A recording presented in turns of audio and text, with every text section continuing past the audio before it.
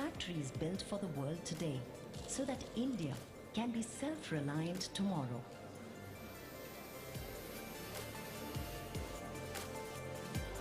We are developing new technologies today so we can build a cleaner, healthier and more sustainable India of tomorrow.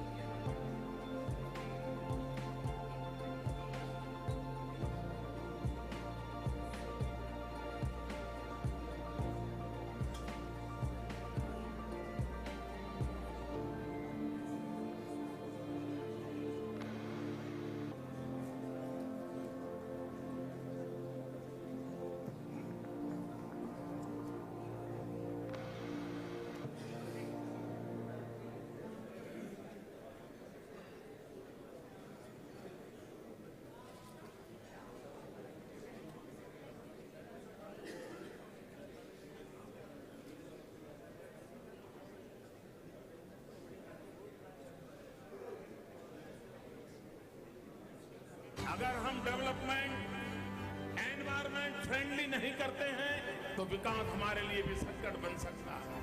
Avada is a leading builder of renewable energy projects in India. We have built complex solar and wind power projects aggregating to over 1.1 gigawatt capacities. This is only the beginning.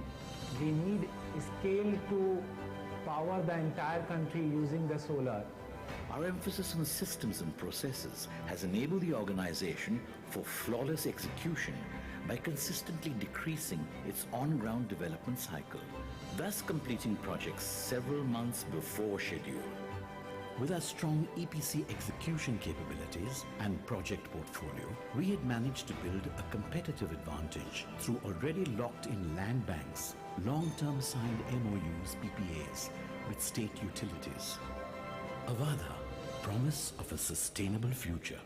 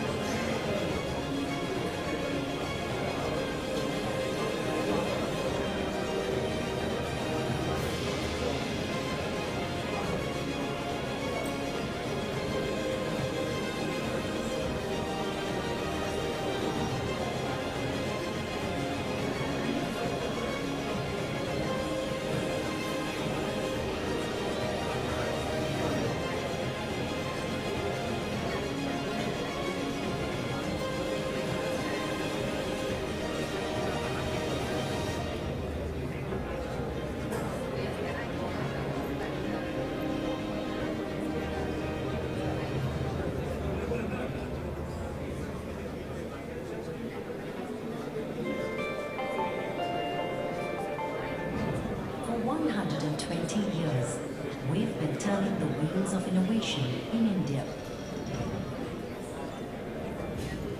Our aviation technologies today help airlines reduce emissions, so we can aim for cleaner skies tomorrow. Our smart medical solutions help doctors make better decisions today, so quality healthcare for all becomes a reality tomorrow.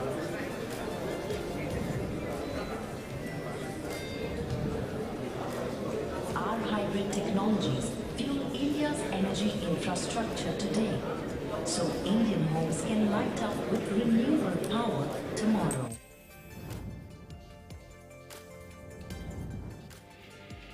Our factories built for the world today, so that India can be self-reliant tomorrow.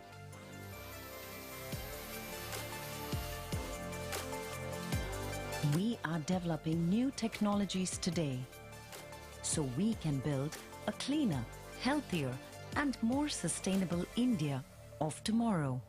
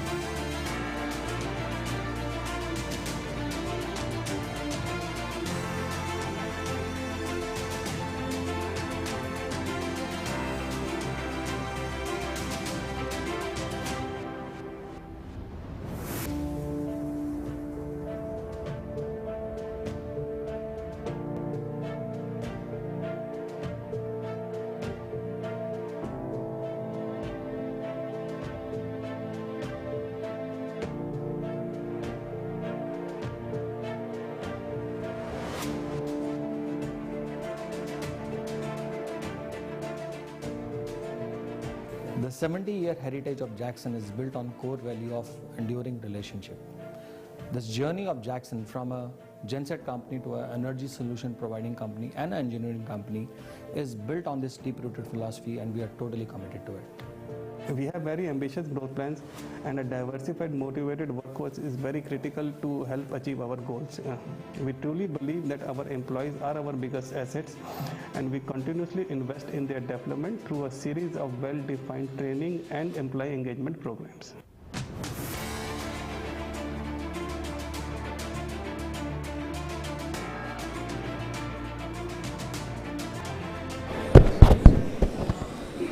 Very good morning, ladies and gentlemen, and a very warm welcome. May I request everyone on the dais to kindly take their seats here. Honorable Secretary has joined us.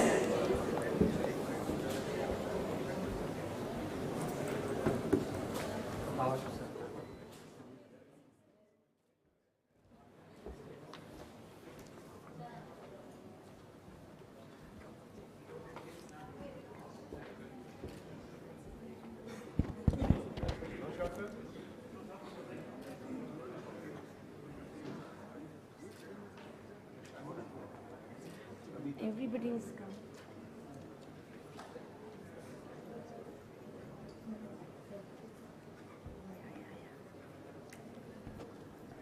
Thank you all for joining us.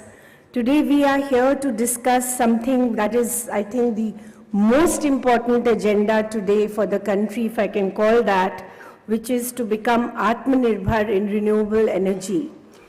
It is so important for the country, for the economy, and I would say for the planet. We are very fortunate today to have the presence of all of you and the numbers in which you've come today to encourage us and to participate here just shows the interest in renewable energy today in India. Also, we are fortunate to have Honorable Secretary Mr. Indu Shekhar Chaturvedi, Secretary Ministry of New and Renewable Energy, Government of India, as our chief guest today. And you can see for yourself a galaxy of CEOs on the dais, and I'm sure they will give us very good insights today. So without really taking up much more time, may I invite Mr. Tulsi Tanti, Chairman of the CII Renewable Energy Council, to begin the session.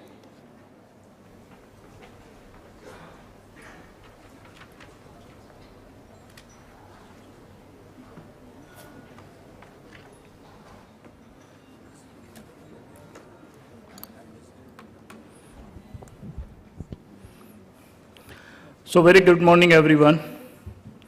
Hope you have a good starting day when we are talking about AatmaNirbhar, but we have to achieve truly AatmaNirbhar, and that's the today's event. We have to drive and come out with the creative, innovative solutions, how we can make renewable and all other manufacturing sectors on a sustainable way so that our long-term GDP growth can be contained and create a sustainable jobs for our nations. So good morning and warm welcome to Mr. Indu Shekhar Chaturvedi, Secretary MNRE, Industries Captain, CII members and media friends. Ladies and gentlemen, welcome to the India 2030, a roadmap for AatmaNirbhar Bharat in renewable energy space. It is a proud moment to us today as the acknowledge India's leadership in a renewable energy space. We have observed the last decade, renewable energy space, India has done really good and remarkable growth and progress and initiative. Not only that, most of the global country has recognized the leadership driving in India towards the renewable energy and to make countries long-term sustainability. Under the dynamic leadership of our Honorable Prime Minister, India has instrumental in establishing the International Solar Alliance with the headquarters in India. It's a really good achievement and good drives because we are leading the national global crisis initiative, not just with the national level. According to the Renewable Global Status 2022, India is now the third largest market in the world for the renewable energy, and it will continue to grow and to lead the renewable energy sectors. After COVID and geopolitical situations, global support for clean energy transition is greater than even before. Before COVID, net zero emission target applied to only 30% country supports was there of the global economy. After COVID, over 90% of the global economy is covered under net zero target, including India. It's really last 2 years, it's a big move because most of the nations and global economy has realized the priority is a renewable energy space to bring the stable, sustainable economy for the world and to make the status of the world economy stable and sustainable. India will be the center to the world's development in the next 25 years. The world's development in the turn will be the large part of determine the collective actions to reduce the damage of the climate change. So India will be the essential element for the world's sustainable future, and there is a great initiatives towards the AatmaNirbhar we have to drive. Our Honorable Prime Minister showed the decisive leaderships at the COP26, the World Leader Summit with the new 2030 commitment to supply half of the India's energy need with the renewable energy and announced a 2070 net zero target. So it's a very clear roadmap up to 2070 to achieve the net zero. The way current momentum, and we can continue this drive and growth, I am personally also feel by 2050, we may achieve the net zero situations. Not only that, we will become a net energy exporter by 2050. So once we complete our 100 years, we will be the net exporter, not the net importer today what we are and vulnerable we are here. If you have listened as today in the Hungary is a new word has emerging, is the emergency in the energy crisis. So this is the energy emergency, is a new word has come and they are facing a huge difficulty and very high energy price currently Europe is facing. And we are also not the safe, to be honest with you. How much energy we are importing? More than $100 billion our import is there, which is not as sustainable for our economy. Out of $200 billion import, our 50% is just energy. We have to bring down zero. Not only that, we have to go in a positive export scenarios. India is aiming an ambitious target of 500 gigawatt capacity installation through the RE technology by 2030. This will play a large role in India's energy transitions. We need AatmaNirbhar Bharat for the domestic renewable energy manufacturing to achieve effective climate risk mitigations. 500 gigawatt our target should be achieved through the domestic manufacturing. The energy securities and the reduced dependence on the imports and conventional fuel for energy need of the nations and become a net exporter of the energy as a nation. Because of these all initiatives requirement, we have to become an AatmaNirbhar in a manufacturing base and to make India as a global manufacturing hub, not for the domestic market and demand. When we have so excellent domestic market is there, we can create a capacity for India first, and then we become a very competitive because of the scale and because of the domestic supply chain. We are very confident we can able to export a lot of manufacturing capacity to other part of the world because every nation has a renewable energy ambitious targets. In wind, we have seen we are exporting last decade, and there is a great opportunity to further to accelerate the export. While achieving this target, we will also be supporting MSME growth for encouraging small, medium, and large players to undertake the manufacturing across the renewable energy value chain. Not only just wind and solar going forward, we required enormous the battery capacity, electrolyzers, and also the lots of equipments for the chemical methanes and ammonia, the green methane and green ammonia manufacturing capacities. So it is a great window for the so many domestic entrepreneurs have an opportunity to establish manufacturing base. Not only domestic company, but there is a great enormous opportunity. Global players can come in India and establish domestic demand plus export market. That is why we have to provide the comfort to them to bring the strong initiative for the AatmaNirbhar Bharat. Renewable energy will catalyst for agriculture sector and power desalination plant by providing the low cost of the power. As you know, very soon even Chennai and every cities we have a water crisis, not just power crisis, but water crisis. And the renewable energy will be catalyst such a low cost of energy, we can start producing the potable water for our society. The most importantly, it will support the empower the green fuel and e-mobility with we are important pillars of the India's sustainable growth of the going forward. Till now, renewable energy focus was how to replace the coal and convert into renewable energy. Now the world has set the target, and also India, how to replace the oil through the green fuel. I think that is the next 25 years, the future of the renewable, and that's why renewable energy not just to produce the power, but to produce the green oil. And that is the directions, and that is why whatever capacity world has built, we need a 5 times in the next 25 years.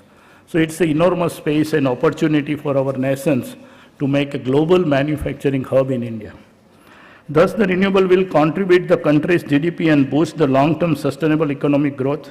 Considering the country's plan to expand the renewable manufacturing base, we need 360-degree strategic roadmap to accelerate and leverage this the global opportunity. Another most important parameters in the AatmaNirbhar Bharat, world is looking the second source of the supply chain. If I am a company, I always think I have a two supplier, not one supplier. Today, what is happening, the worldwide, there is only one supplier is there. There is no second source is there. So world is looking second source, and second source will be 70%, not 5-10%. We are not equipped and we are not ready. Our country has to take this golden opportunity, because world is looking not for the renewable energy space. In every manufacturing sector, they are looking. So if India can come out a different approach to bring down the logistic cost, to bring down the financial cost, to bring down the power cost, we will compete the first suppliers. There is no doubt about it.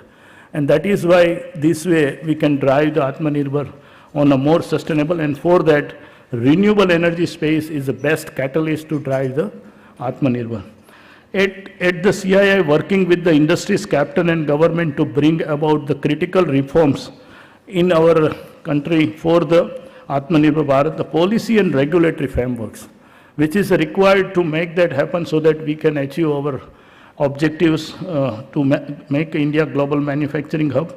Financing and creative innovative financing, not the capital financing, not PLI, but the biggest bottleneck and challenge is a working capital financing.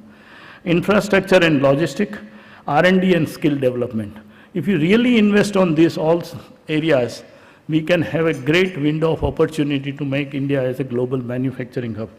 Thus, the government, industries and academia need to work together, address the constraint through the right policy framework, and create a master plan which include the planning for the resource such as a grid infrastructure, hydrogen pipelines, the liquid fuel pipelines, road transportations, infrastructure, and port-based liquid fuel storage capacity for export. This will create a long-term sustainable jobs, drive export, reduce the dependence on imports, and make our currency stronger while reducing the interest cost. If we reduce our import content and we start exporting, just imagine what is the biggest impact will come. Our currency will become stronger. Our current account deficit will become a positive side. Not only that, that will reduce the inflation, that will reduce the financial cost. I think it's a huge economic benefit will come, and it will become easier for the finance ministry, and that is why the power ministry is a catalyst to make easier life for the finance ministry. It is clear that our convert India's RE target and energy transitions vision into reality. We need to be ours in the build the global manufacturing and servicing hub for the renewable energy equipment India for the domestic as well as global market. Second great opportunity, A is a manufacturing, B is a capex or asset investment in the country. Third is a service industries. The way we are excellent in globally in IT service industries, there is another industries we can grab in the world to service this asset in the worldwide. Wind asset, solar, renewables, then hydrogen asset and ammonia and methane assets. And servicing from India means through digital technology, through IT, and through communication expertise, we can manage any asset, any part of the world. You will be surprised, more than 10 gigawatt of the asset of outside India of wind asset, we are operating and managing completely from Pune. We don't require people on the ground. So this way, this is the another opportunity country can leverage, and we can make long-term sustainable development. AatmaNirbhar Bharat in renewable energy space can truly give us the long-term sustainable AatmaNirbhar Bharat and bring a long-term stable economy and give the better future to our next generation to come. With this word, I would like now request Mr. Samir Gupta, CMD of the Jackson Group, to walk us through the presentation on AatmaNirbhar Bharat, making India as a global manufacturing hub for the renewable energy space.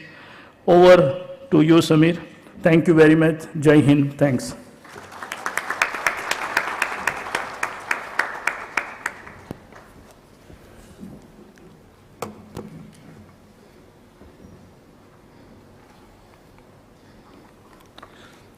Yeah, good morning, everyone.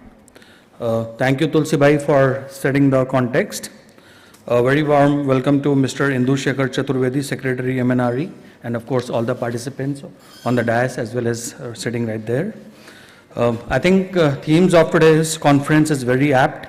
India at the rate 2030, a roadmap for AatmaNirbhar Bharat, renewable energy.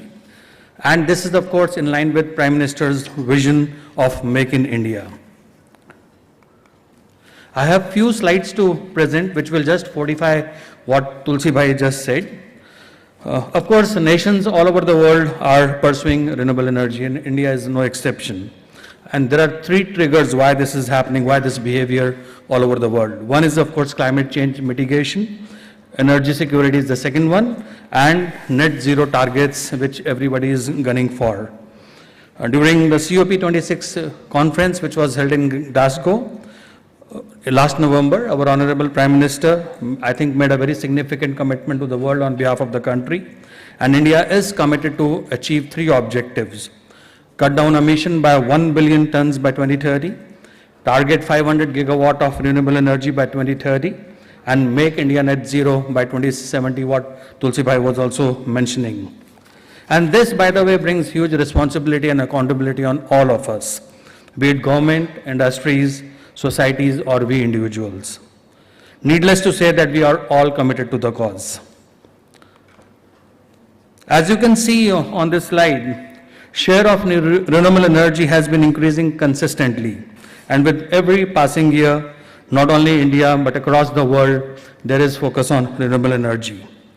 Renewables globally is set to overtake coal and end domination of fossil fuels by 2025. And like again Tulsi Bhai mentioned about it, only about 30% countries had a decarbonization horizon just up till 2015, and within 5 years, or he was mentioning 2 years, 2 to 5 years, there is the major shift. Now it is 90% plus. Of course, coronavirus has accelerated the trend as renewables are immune to COVID. Evidently, renewables is the only sustainable solution, only the long-term way to go. This is about installed power capacity. In India, as of March 2022, renewables had about 39% share out of India's total installed power capacity. And as you can see, solar has the dominant share of 13.2%, followed by wind, which is about 10.2%, 10.1%, and then we have the other sources. Biomass is at 2.6%, and this too has huge potential, which is untapped for now. Energy storage and hydrogen projects, they are going to be future, as rightly said, but they are yet to make a visible impact. Over the next 5 to 10 years, that's going to be a huge opportunity. Moving on, this AatmaNirbhar Bharat initiative, we have been all hearing about it all over the world. We are aware that most of the components that were required, or even today are required for putting up renewable power plants, are being imported, and that too primarily from China. COVID-19 pandemic has disrupted supply chains globally. Countries across the world have reworked on long-term supply chain strategies. In India, Honorable Prime Minister launched AatmaNirbhar Bharat initiative with a very clear objective to make our country self-reliant and ideally free from all imports. Manufacturing has renewed focus ever since this mission was launched. I think there is very clear realization that this is time to unleash manufacturing potential of our country. And I'm confident that India will cater not only to our domestic demand, but will play a dominant role in global supply chain as well. This is about AatmaNirbhar Bharat's role as far as renewable equipment is concerned. Of course, we are aware of many incentives and innovative schemes like PLI, etc., which have been announced by the government. Many states have also come up with added incentives to promote manufacturing in India. Within the next 2 to 3 years, these initiatives, which have been taken by central government and state governments, are expected to take India's module manufacturing capacity to 59 gigawatt, cell manufacturing capacity to 20 gigawatt plus, and storage manufacturing capacity to 50 gigawatt hours. And that's phenomenal. With these capacities coming in, India would be second to none, and we are well poised to become a global manufacturing hub. The next 2 slides talks about the challenges and the limitations we have. One sec. These 2 slides talk about the challenges we are facing as an industry. There are limitations, there are challenges, be it economies of scale, land acquisition, lack of R&D, price sensitivity, quality issues, lack of rare earth metal deposits in this country, feedstock availability, cost of finance, policy measures, etc. There are a host of issues, and as you can see on both the slides, it covers right from solar to wind to storage to hydrogen and to liquid fuel. However, every challenge comes with an opportunity, and having realized this, enough work is being done to address these issues. To my mind, these are teething issues for which there will be a solution sooner than later. Both government and industry are committed to work in collaborative mode to sort out these issues. Evidently, there is every intent to overcome these challenges and unleash our potential. Needless to say that the role of government will be instrumental in making the dream come true. This is the last slide, which has some thoughts which are being shared, which can help us unleash and cross the hurdles which are being faced by the industry. And these are around financing, R&D incentives, policies, etc. I'm not reading out the points. All I can say is that these actions can help us fast-track manufacturing ecosystem of renewable components in this country. We do realize that we don't take green energy seriously and cling to polluting energy, we will be left behind. Once we master clean technology and export green energy, we will reap the long-term benefits of socio-economic development. To sum up, I would say that there is clearly a silent movement towards the mammoth goal. Perhaps both pace and scale of this transition needs to increase. And with the proactive approach of the government, what once looked impossible is now appearing to be inevitable. Thank you so much.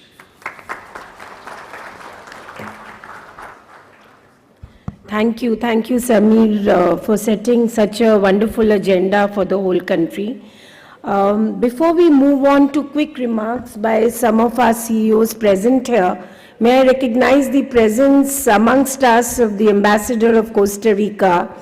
And as I was speaking to him just before the start of this conference, he was telling me that Costa Rica is aspiring to be the first country in the world with 100% renewable energy, and they are almost at 99%. They are also looking at setting up business there in Costa Rica for servicing the entire Latin America. So those of you who are interested in expanding overseas can take guidance from His Excellency. Thank you. Now moving on, may I request Mr. Praveer Sinha, CEO and Managing Director, Tata Power, for his insights.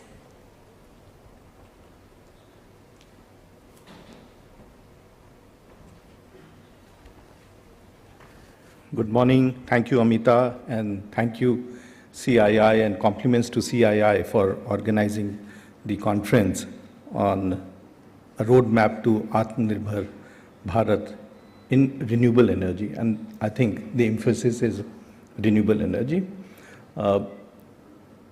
Today is 14th of July 2022.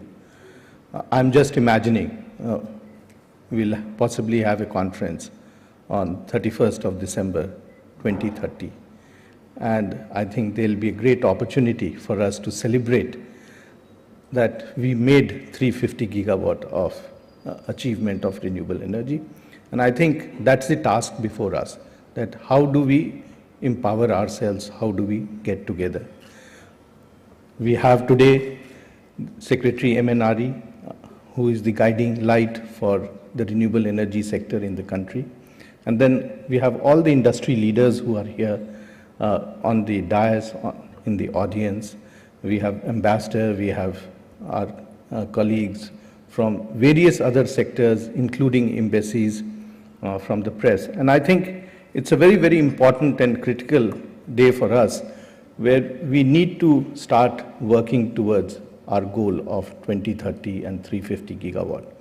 It's a very tough task, having seen that how in last few years we have had a run rate of 12 to 15 gigawatt capacity additions.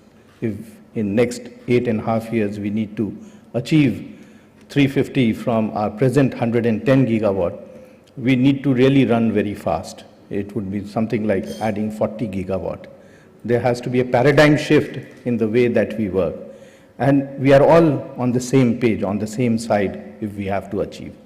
Whether it is in terms of setting up utility scale power plants, it is setting up manufacturing, it is finding a solution for storage and hydrogen. I think we need to work towards that. It is also an opportunity that we reach out and make the paradigm shift in the way energy can be supplied on a distributed basis. There is a lot of opportunity on rooftop solar, there is a lot of opportunity on solar pumps, there is a lot of opportunity on microgrids, and how we can empower the customers, the people, whether they are in cities or they are in rural areas.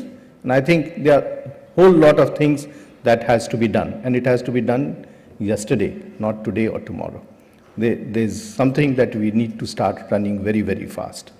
There are some things which are short term, which we need to do immediately. It cannot wait. I was yesterday discussing with some people, and they were talking that in last 3 years, 50 gigawatt of utility scale projects have been ordered out of which 10 gigawatt PPAs have not been signed, but 40 gigawatt PPAs have been signed. And the discussion was that we'll possibly in this year do 15 gigawatt. I don't know whether to feel happy or to feel sad about it. If we have 40 gigawatt, then 40 gigawatt has to come. And why it cannot come? What are the challenges? Is it the ALMM extension that has to be done, or the grandfathering of the BCD has to be done, or how do we enable the developers, the investors to ensure that these projects come in next 12 months? And how do we enhance more projects coming up, whether it is the RPO obligation, whether it is made mandatory and enforced it. Now, those are the type of things that we need to do. How do we also transition till such time our manufacturing gets ready? Many of our projects have already started implementing the manufacturing facility, whether it is for cell, module, or wafers, or polysilicon. They will take time. It will not happen. So how do we transition for next 12 months to 18 months to 24 months? How do we create the necessary infrastructure and support facilities? Because it's not that the policies have to be to prevent, it cannot be a barrier, it has to be facilitator in creating the opportunity. And how do we come up with quick fix policy decisions whereby many of these projects which are languishing for international prices going up, how do we make them happen? So I think there is a huge agenda before us. There is a huge task. The Indian industry is very gung-ho about it. It's really looking at this opportunity. The world is looking at this opportunity. In fact, investors globally, whether they are private equity investors, sovereign funds, everyone is talking about the opportunity that India provides. And it can be a game changer. India can be the leader. And I think, and I personally believe that this is a decade for India, especially to drive the renewable energy. And this is an opportunity for all of us to rise much more than our capability to do extraordinary things. I'm sure with the type of support that we get from everyone and the stakeholders who are involved in it, this is definitely achievable. But we need to work. We all have 24 hours a day. I hope we get 28 and 30 hours a day to make this happen. But I'm sure this is an agenda that we all have. We are proud that we can think about it and make it happen. But it requires huge amount of hard work and huge amount of commitment and huge amount of collaboration. I'm looking forward to very exciting times in this decade to really transform the way the energy can be produced, and we can really show the world that what we say, we mean it and we deliver on it. Thank you very much. Thank you, Dr. Sinha, and I'm sure with leaders like you around, this dream will indeed become a reality. My pleasure now to invite Mr. Rajiv Ranjan Mishra, Managing Director, Apraava Renewable Energy Limited.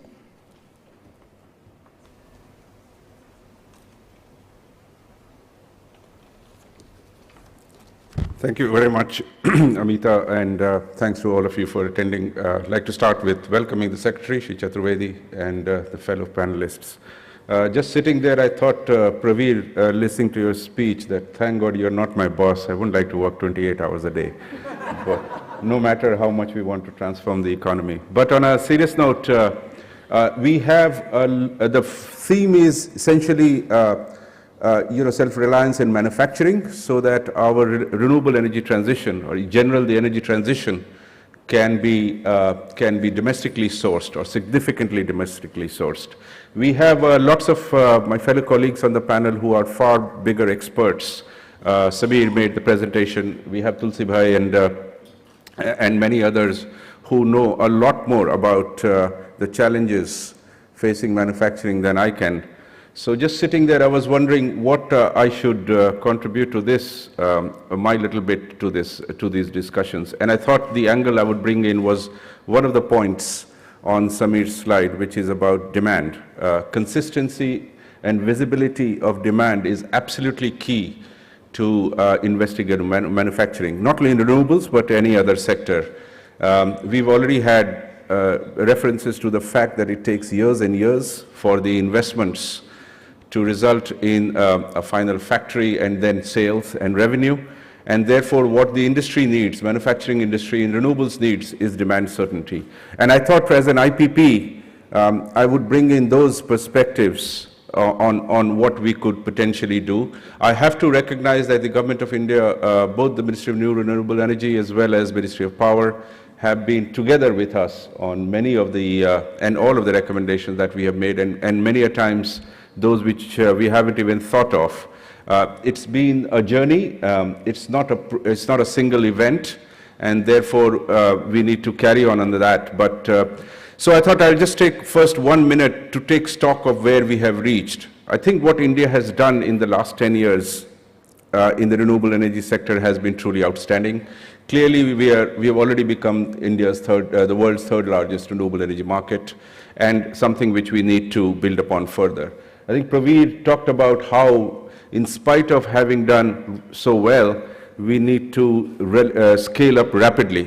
When we are talking about 3x, our current rate of addition, or run rate, as the startup fellows call it, then something needs to change, particularly in a capital-intensive long-term sector. To suddenly go to 3x would require a lot of changes. There have been several recommendations that we have made, and taking the benefit of the Secretary here, I would just like to highlight some of them, as well as probably make one or two more for the consideration of the government. I think the PLI scheme has been fantastic, and the industry has welcomed it. Lots of people are already putting money in the ground, and I have no doubt that in a short period of time we will see fruition of that. The pandemic all over the world has highlighted the importance of supply chain resilience.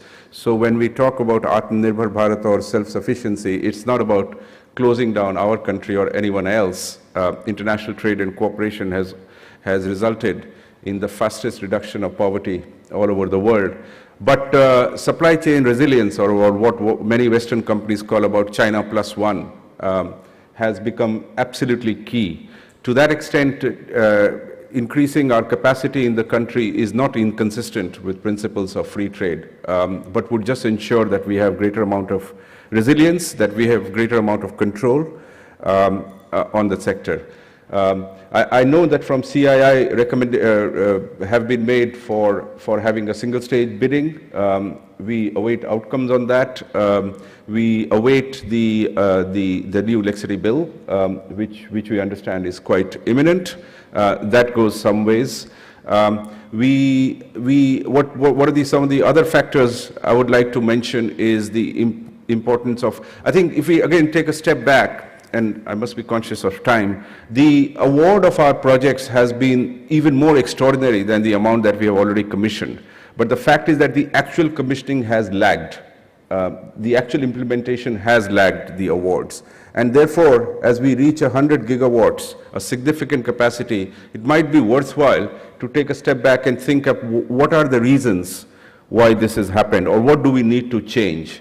And in that context, I think having starting from single stage bidding to potentially linking some of the bids to international commodity prices, I think we have seen all over the world the extraordinary disruption caused by events in Europe, and before that the pandemic, which have resulted in incredible changes in input prices, not only of energy but essential metals and materials as well, has highlighted the fact that transferring the risk all to the developers has its advantages in unleashing the powers of the market, but at the same time does create risks. So I think if we can, as a country, sir, think of how some of these risks could be better managed, which will work both ways, by the way. When the prices come down, the tariffs should come down as well. I think that will go a long way. And finally, the ever-present issue of the DISCOM finances. Why we, as developers, are not able to be always consistent in giving orders to Tulsi Bhai and other manufacturers is because we are not sure that when we are converting our investments into steady cash flows continues to remain a problem because of the distribution company finances. The government has worked a lot. The new bill itself has elements of that. But continuing to work on that, sir, and improving that would go a long way in helping meet our targets. I was lucky enough to be in Glasgow on the day the Prime Minister made the announcement, and I have to say, no pun intended, there was an electricity passing through the conference when the announcements were made, because the world recognizes that we cannot solve the energy transition problem without India playing its due part as 1/6 of humanity. So we have a big challenge in front of us, and we look forward, sir, to continue to work with you and with other industry colleagues on helping transform our country. Thank you very much. Thank you, Mr. Mishra, for your very important observations. Moving on now to another stalwart, Mr. Vineet Mittal, Chairman of the Avada Group.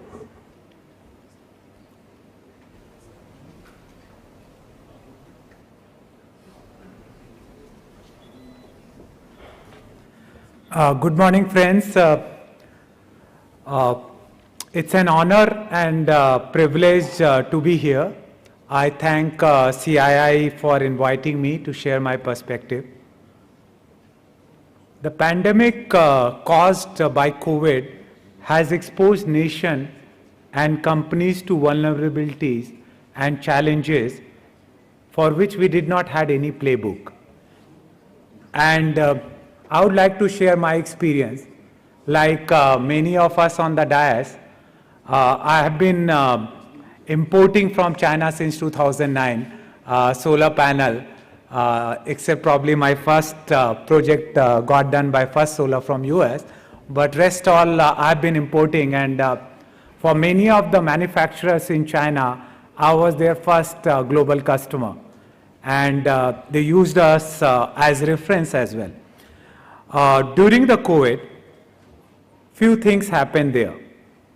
First, the polysilicon prices surged off and to an unprecedented level. There was a crisis of coal in China, which resulted in rolling blackout, and like India's in 80s, they started giving weekly calendar for electricities. On top of that, sea freights, which used to be $600 to $700 container per container, became even at $8,000 to $10,000. It started becoming inconvenient. The result was exceptional rise in the prices of solar panel. The increased economics impacted the project dynamics in a big way. More importantly, there was a time in November, December, because of their Winter Olympics and imminent Chinese New Year's, where even the module supply stopped coming, and Indian government decided to change the regulation to make India stronger by becoming self-reliant. So the reason I am sharing all of this, friend, is Atmanirbharta is not just a call which Honorable PM talks about at every session.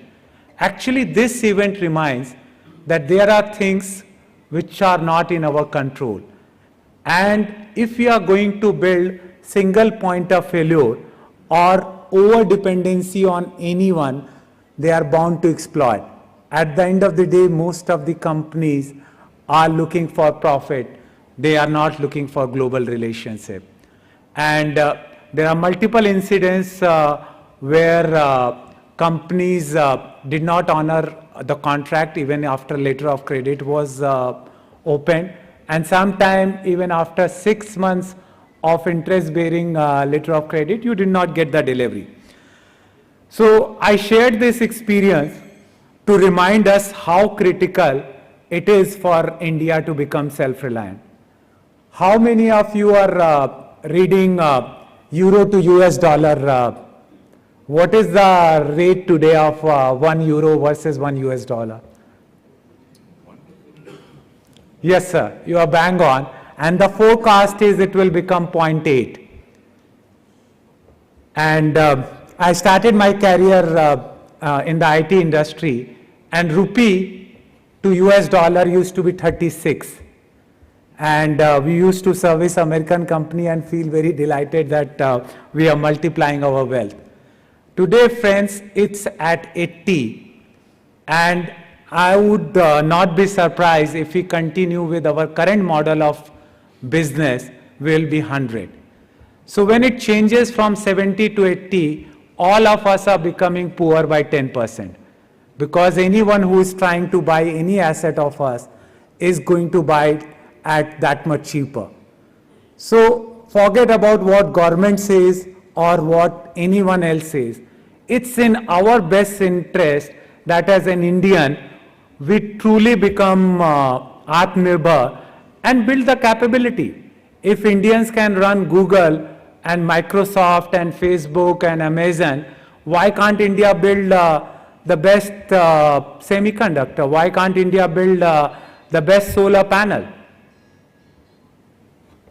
So my takeaway and my experience is that unless India becomes truly energy independent, if I want to share another statistics, so PIB keeps sending this to me, so I have number handy. Last year our CAD was somewhere around, total CAD in the whole financial year was $38.7 billion. And what was in January, April and May? 23.54 billion.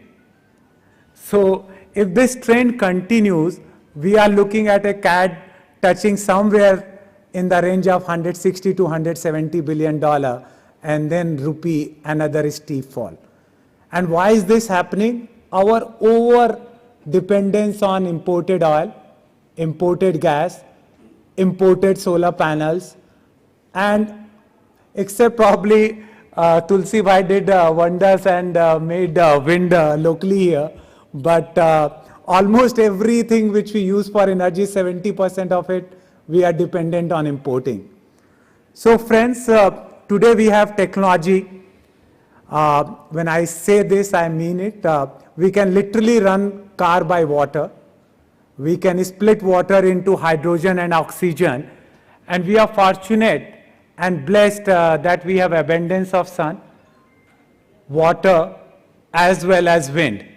So today the technology exists which can actually, all hard to abate sector can be converted into renewable. And today when world leaders talk, or the richest person in the world talks about that fuel cell is sheer stupidity. But if you have become the richest person in the world, by selling something, you are bound to protect it. And it's a human tendency. Like say, for example, I tell Jyoti, Jyoti, don't think about White Horse. You are such a brilliant lady. Don't think about White Horse at all. So what I'm trying to do is I'm doing an LP on you and you are going to think about White Horse. So that's what people who have become extremely successful in batteries, diesel, petroleum are doing to us. And now the technology exists which can actually convert mobility, hard to abate sector, And like you gave the example of Costa Rica running 99% on renewable energy. So that means we can have a sustainable living model where we coexist along with nature. And that, my friends, will be true Atmanirbharta. And from a government's perspective, if we truly want to become Atmanirbhar, we have to have policy consistency. And we have to walk the talk and address the challenge head on. So say, for example, there are 4 to 5 states which don't have willingness to pay on time. They consider it as their right to pay after 6 to 12 months and sometime after 18 months because they know we don't have an alternative. So we are dependent on them. But federal government, they have very powerful tool. They have powerful companies like NTPC, NHPC, SPNL. Instead of using them to crowd out solar and wind market, which has immense private sector participation, they should use the cash flow and net worth of these companies to buy out those utilities. Basically, because if they are not paying, they have the right through RBI. They should use, and politically also it will be much easier if the PSUs are stepping in and you are giving a state government 100,000 crore because you are buying out something which is drained to the exchequer, probably it will work. And that is something government should consider because we will keep giving all kind of support to these utilities, but fundamentally their attitude, approach has to change, and that will bring Atmanirbharta because investors are not going to invest if they are not going to get the money back. So people are not in this business for charity. They are all, they care for people, they care for planet, but the end of the day they care for profit most. So understand human psychology and work as per that, I think will make India truly Atmanirbhar. Thank you everyone. Thank you, Mr. Mittal, for outlining once again the imperatives of being Atmanirbhar. May I now invite Mr. Pradeep Kheruka, Executive Chairman, Borosil Renewals Private Limited, and also may I invite after him Mr. Ivan Saha, CEO of Bikram Solar, just in the interest of time. Thank you. Good morning. Thank you very much for this opportunity to address such an august gathering. I'm deeply grateful to MNRE, especially for having taken bold steps to promote domestic production of solar modules, cells, and other components. This is been a singularly successful decision that is going to prove that India is really going to come on the world map for solar power. I would say that this decision, I found an echo. I met Minister Steinbach, who heads the energy cell in an important German ministry.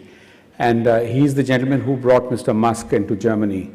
The European emphasis on developing domestic production of solar energy is what we see is very, very close parallel to what we are seeing in India. So we are on the right track to look at production of the means for production of solar power in India. I would like to also support whatever my preceding speakers have said, and I would like to say that there is one sector in solar energy which has been overlooked grossly, and that is solar glass. There is no solar panel without solar glass. Solar glass comes from minerals that are in the ground, and there is a great limitation in the availability of these minerals. We need to do a lot to promote more production. To give an idea to this audience here, you'd need about 1,000 tons per day of solar glass would give you 5 gigawatts of solar panels. Now, if we are to look at achieving our objective of 300 gigawatts of solar energy by 2030, we should remember we have 55 gigawatts installed, so we need another 245 gigawatts to come up in the next 8 years.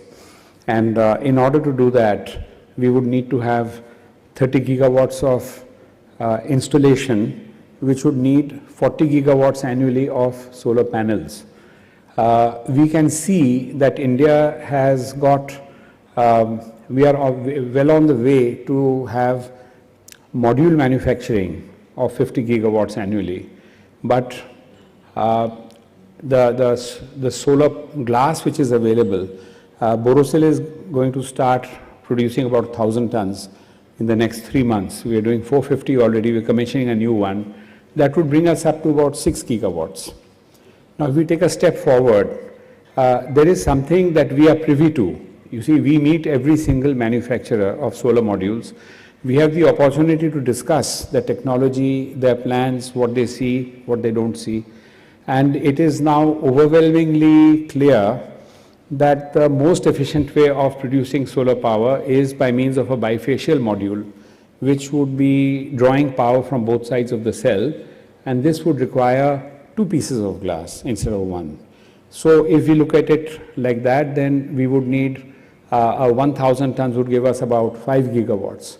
So that means India would need 8,000 tons of solar glass production every year, every day, in order to be able to deliver enough glass for 40 gigawatts of modules in a year. We just don't have the raw materials. The minerals, and nobody in the world has it. The minerals have to be mined, they have to be beneficiated, the iron content in the minerals has to be brought down. This is a lot of work. This is not simple. We will require a lot of government support in this. We are paying for power 7 rupees 80 paisa per unit. Our competition in Malaysia is paying 3 rupees 40. So we are more than twice the price of power. If you take glass and you want to temper it, then this is nothing but electricity. It's just pure electricity.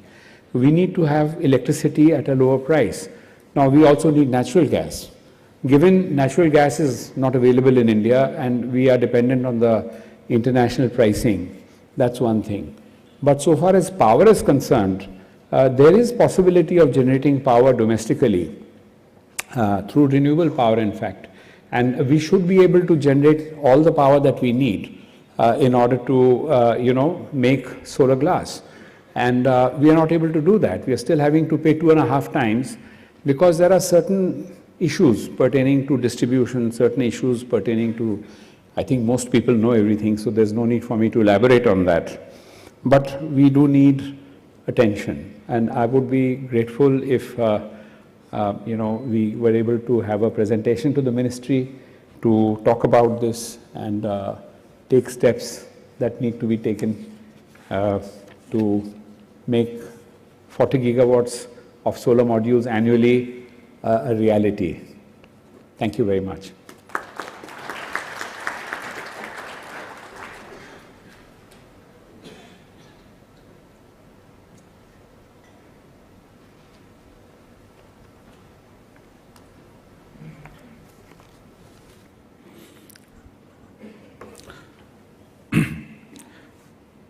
Yeah, good morning, and thanks everyone for inviting me. Thanks CII and all my industry colleagues, people on the dais, Honorable Secretary.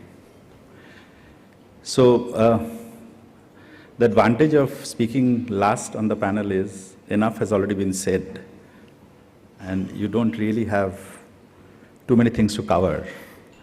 So we already know that climate change is real. There is a threat to our existence because of climate change. And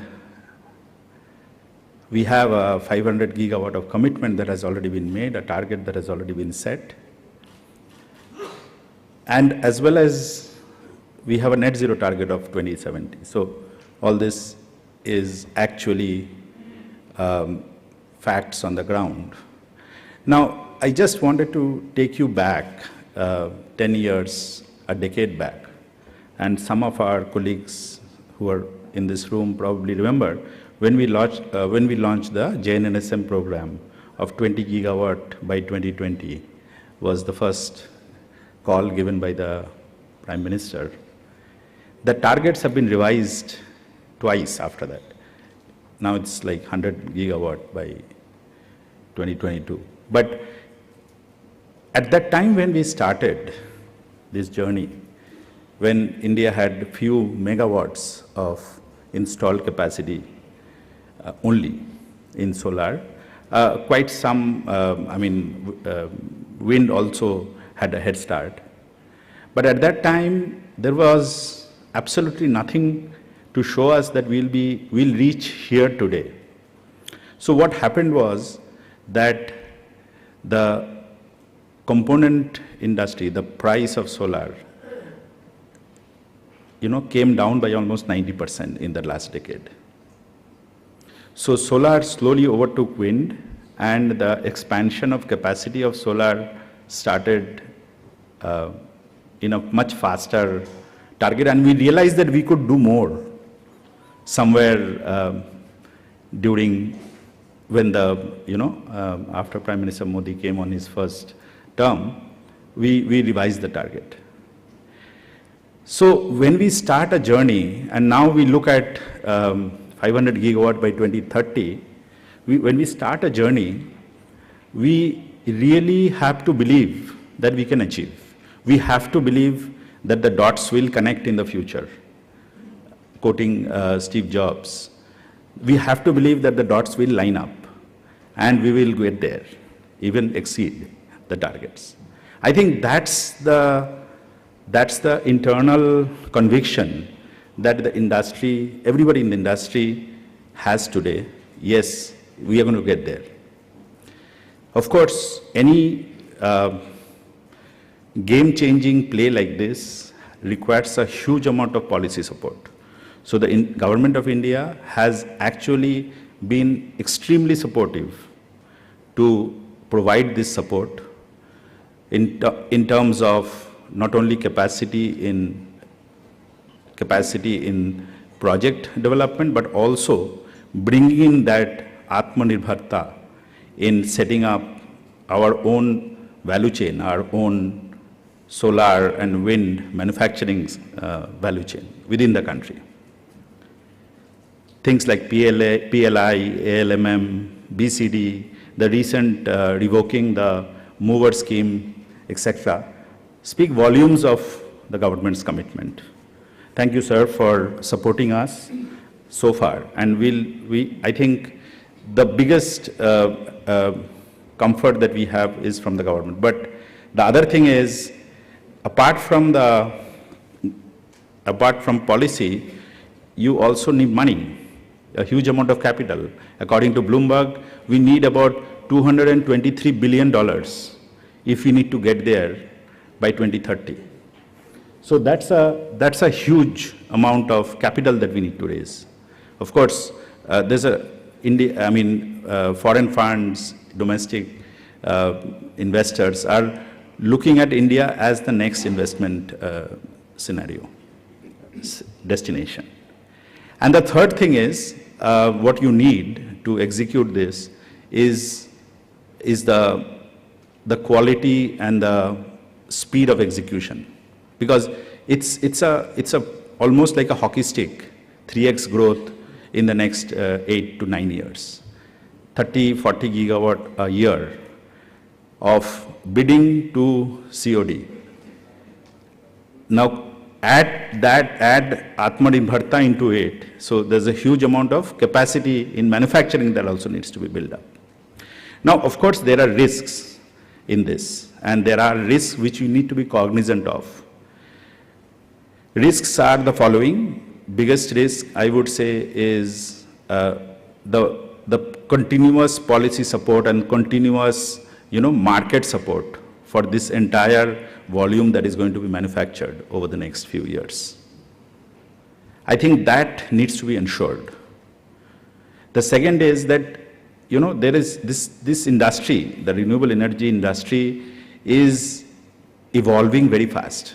So there are risks where when you set up capacities for your AatmaNirbharta agenda, this capacity should be able to support with the movement of technology as you go forward. So you have to build in capacities which are upgradable, so that you get the best of quality and the best of technology at any point of time whenever you invest. So these are things like, Lego blocks, where you create a structure and then do a plug and play with additional Lego blocks, so that you, from a 21% solar panel efficiency, you can take it to a 25% to a 28%.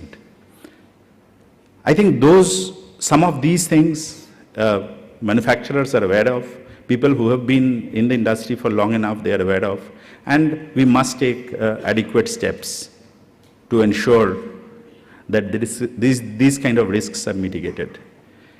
Only if we do that, I think India can be not only Atmanirbhar for its own requirement, but it can be actually a key player in the China Plus One strategy that we talked about, the previous speakers talked about. The world is looking at India, and I'm sure we can deliver. As far as Vikram Solar is concerned, we have a very aggressive capacity expansion plan in place, and we are actually extremely enthusiastic about this opportunity that the market and the government has provided us, and we want to be a good player. In this market, cost-conscious, quality player. Remember, this also will bring in a huge amount of,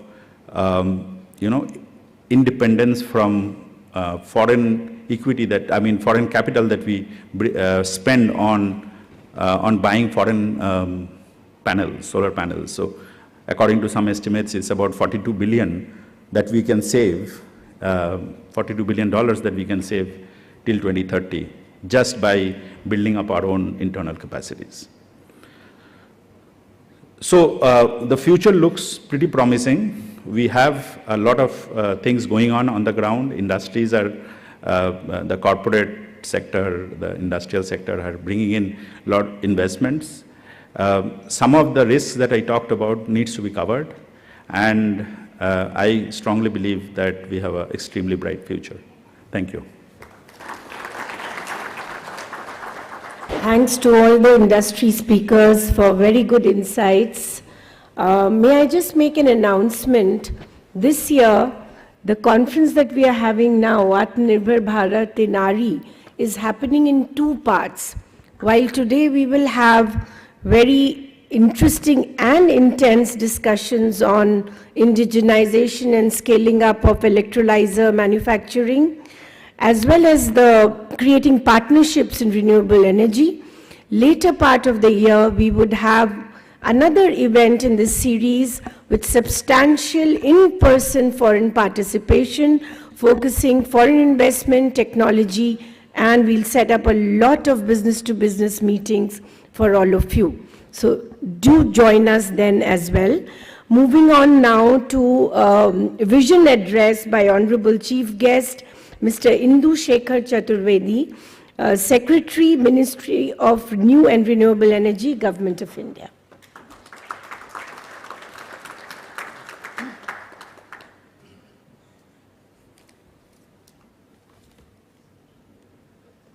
Captains of industry, friends from CII, distinguished participants, ladies and gentlemen. So many thoughtful remarks have been made before I have started speaking. I will try to add to some of those remarks. And in particular, Mr. Praveer Sinha and Mr. Rajiv Ranjan Mishra made some remarks which I am going to echo. So the topic for today is Atmanirbharta. As a previous speaker said, why should we care about Atmanirbharta? After all, free trade leads to prosperity, free trade leads to growth and development. And I think there is huge empirical evidence that countries which have been open have prospered faster than others. So why should we care at all? So the answer to that has already been given. I'll repeat that. There are some sectors which are strategic, where a country would like to be self-reliant. There are geopolitical considerations, excessive reliance on one country.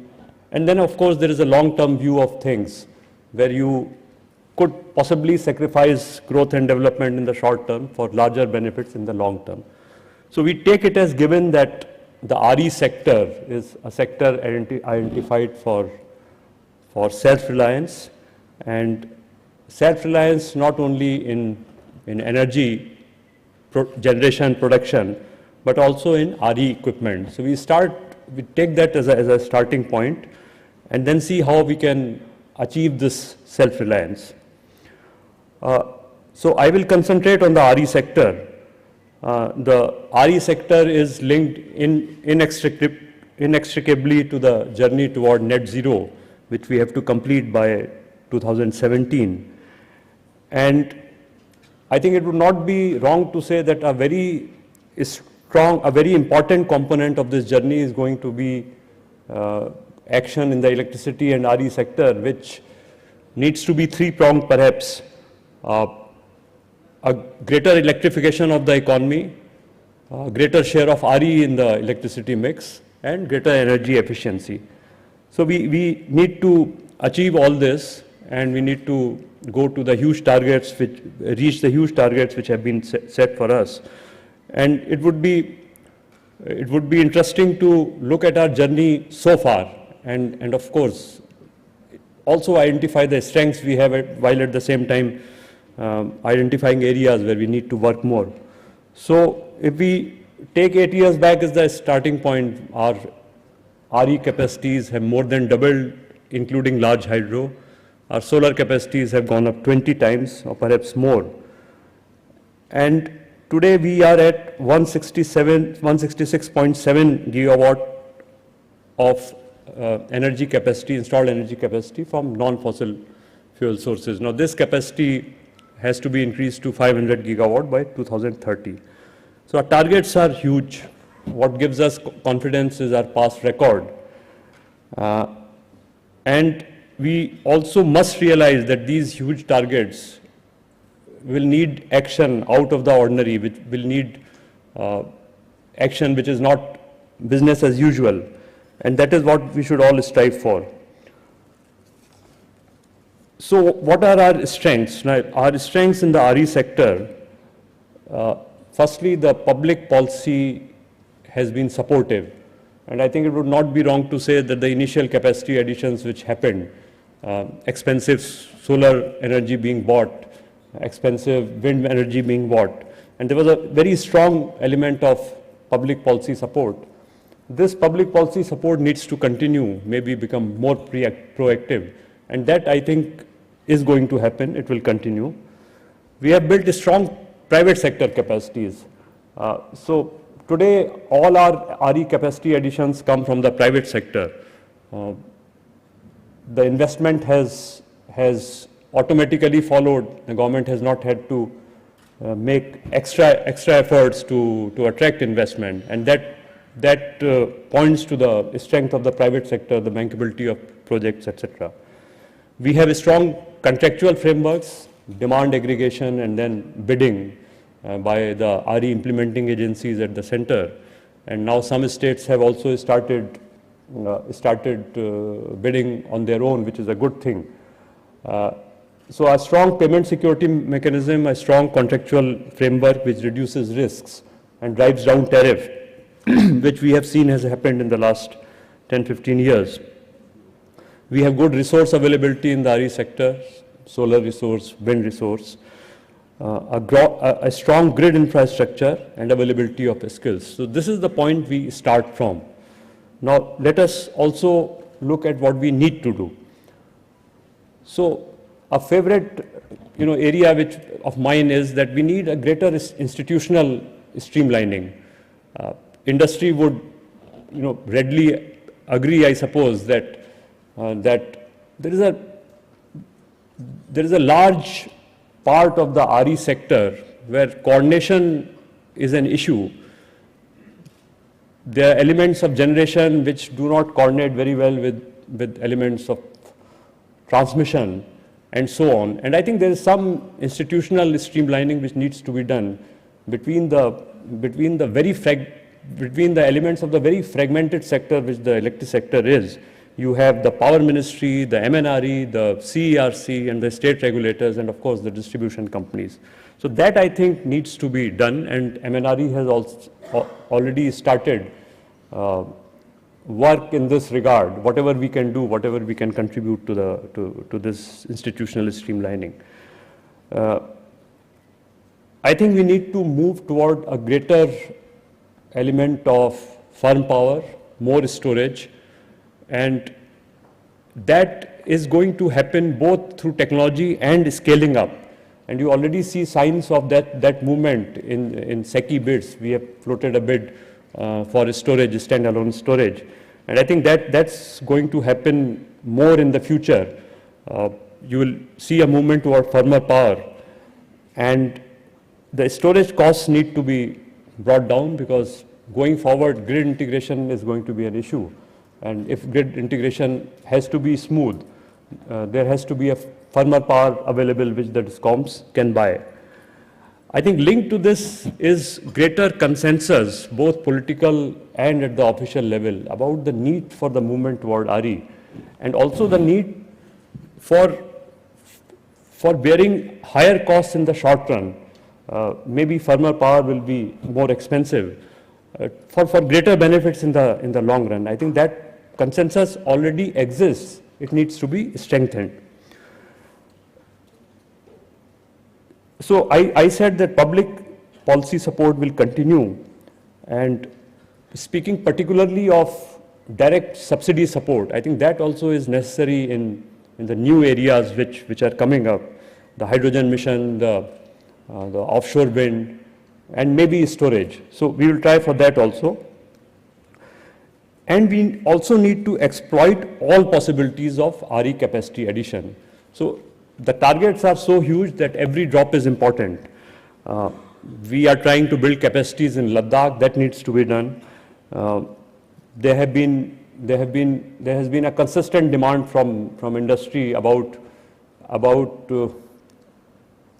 change in the bidding framework for wind energy, so that greater capacity addition takes place in the wind sector. Now, the wind sector has been an issue.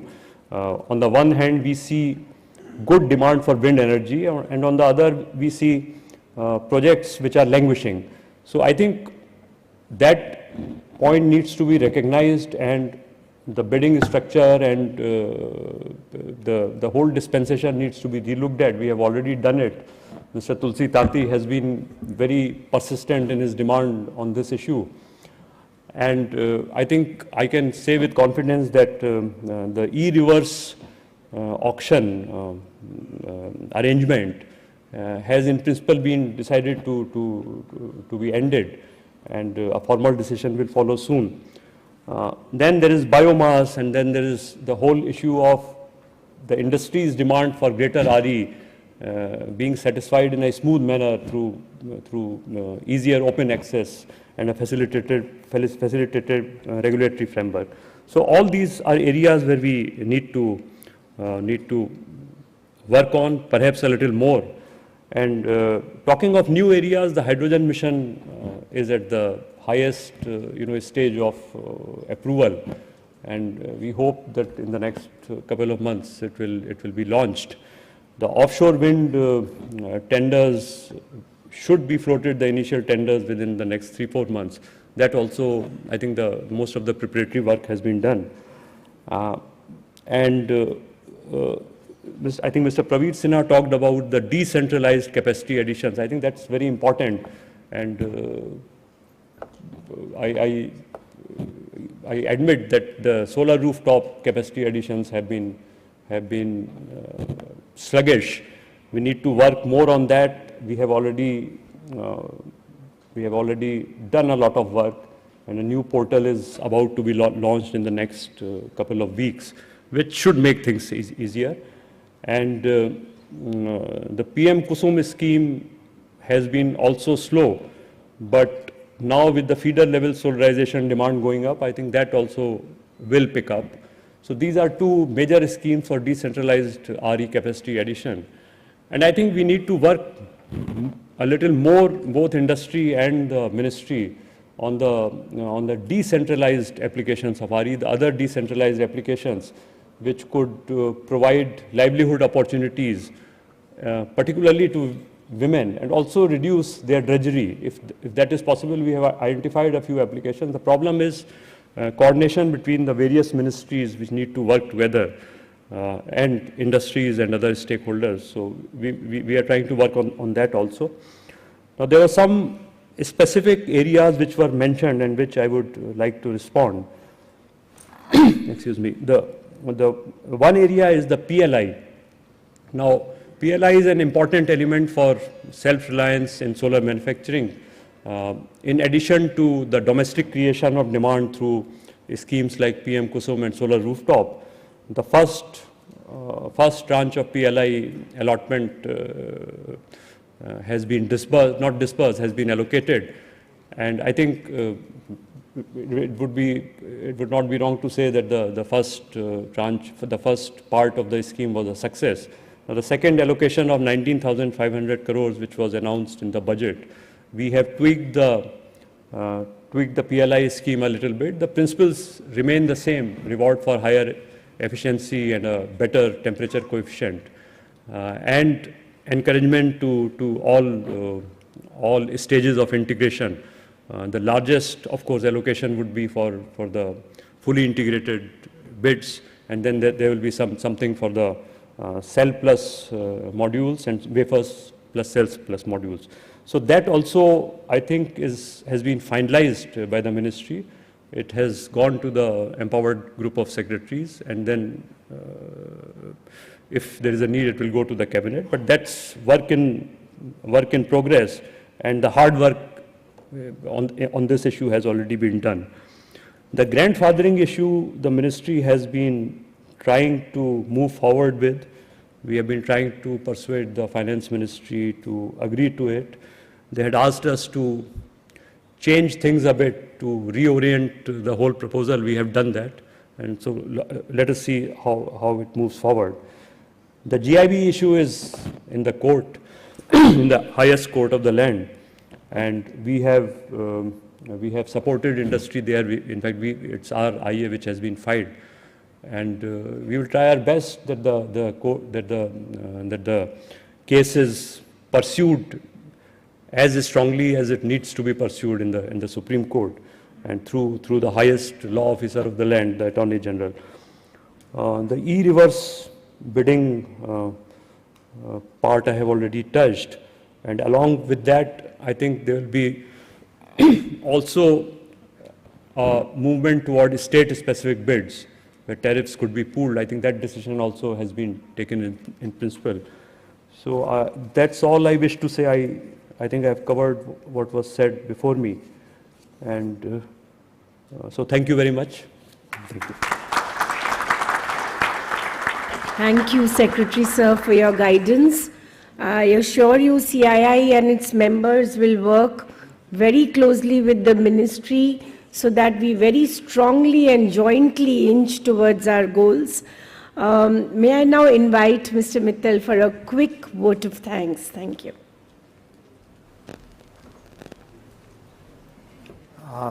Thank you, Secretary Sir.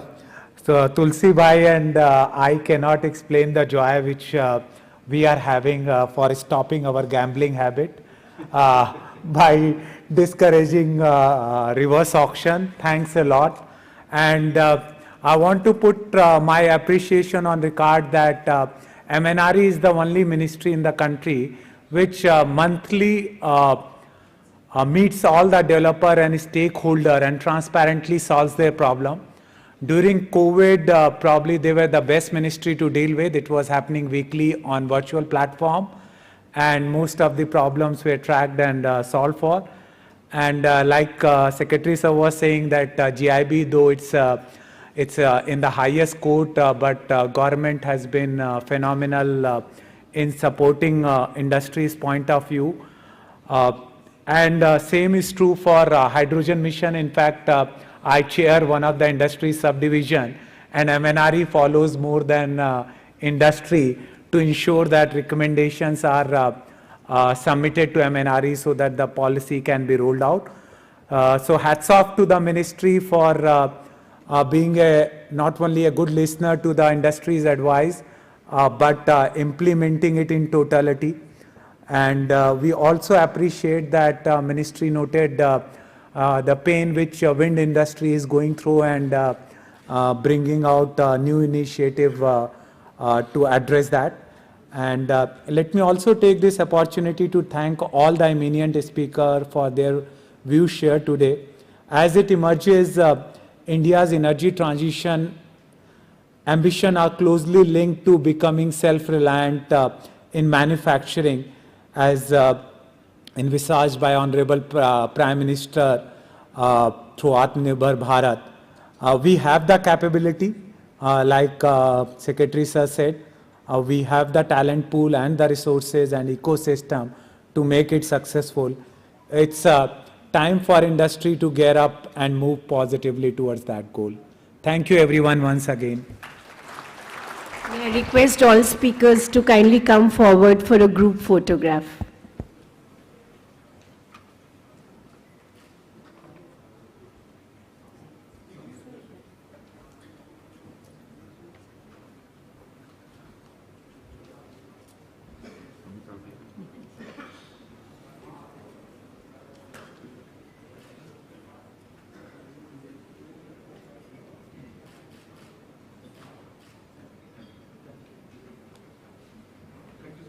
Thank you, and kindly come back after a short tea break and assemble here again for a session on green hydrogen.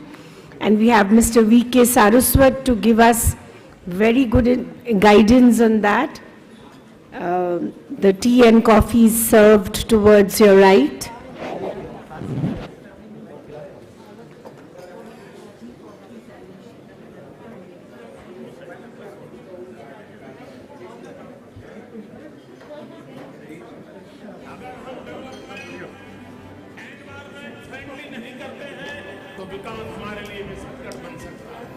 Avada is a leading builder of renewable energy projects in India. We've built complex solar and wind power projects aggregating to over 1.1 gigawatt capacities. This is only the beginning. We need to scale to power the entire country using the solar. Our emphasis on systems and processes has enabled the organization for flawless execution by consistently decreasing its on-ground development cycle, thus completing projects several months before schedule.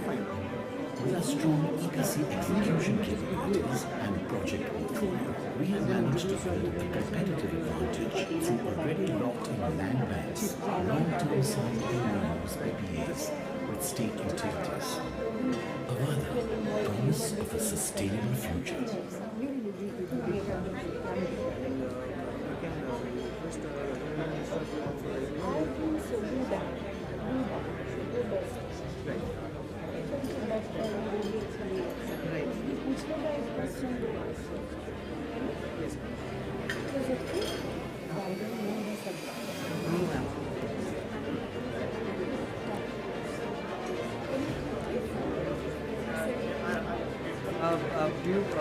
You will be opening the next session after that?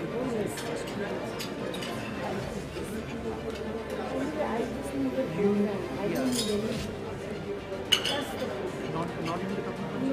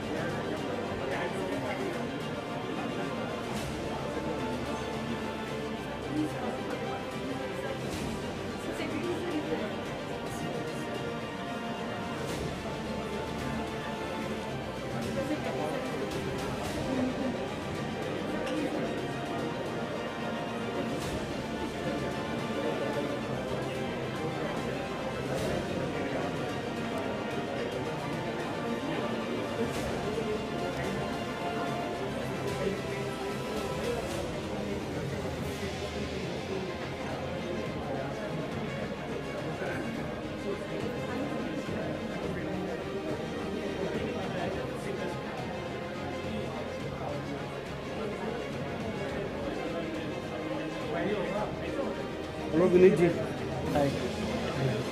हाय। मेरा नाम विवेक श्रीवास्तव है। हाँ जी। 2-3 बार virtually मिले हैं जो है। अच्छा, हमारी ज्वाइन की अभी रिलायंस से। चलिए। मुझे सबसे खुशी हुई कि एक विपक्षी के साथ में बात करने का जो एक मजा है वो दूसरा ही है जो है। हम एक राय शेयर करते हुए रह गए।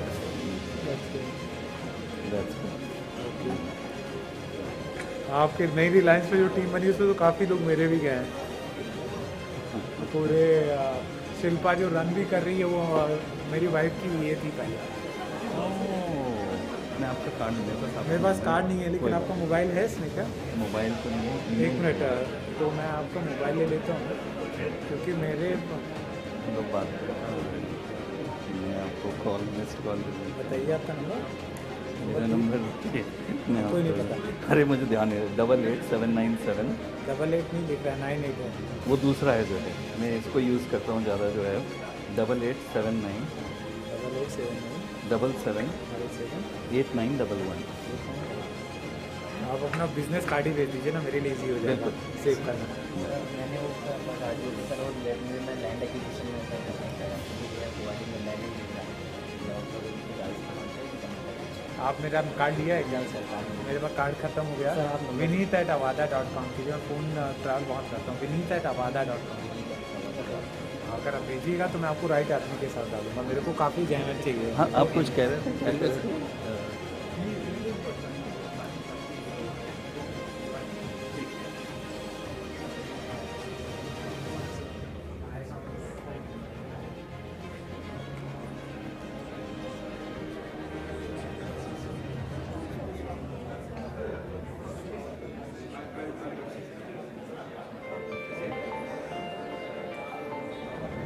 For 120 years, we've been turning the wheels of innovation in India.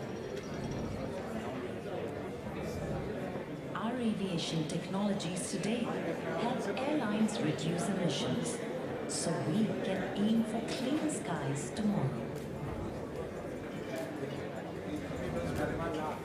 Our smart medical solutions help doctors make better decisions today, so quality healthcare for all becomes a reality tomorrow.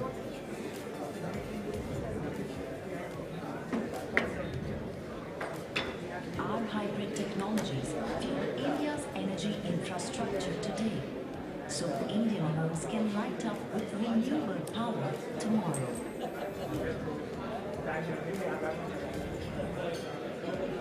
Our factories built for the world today, so that India can be self-reliant tomorrow.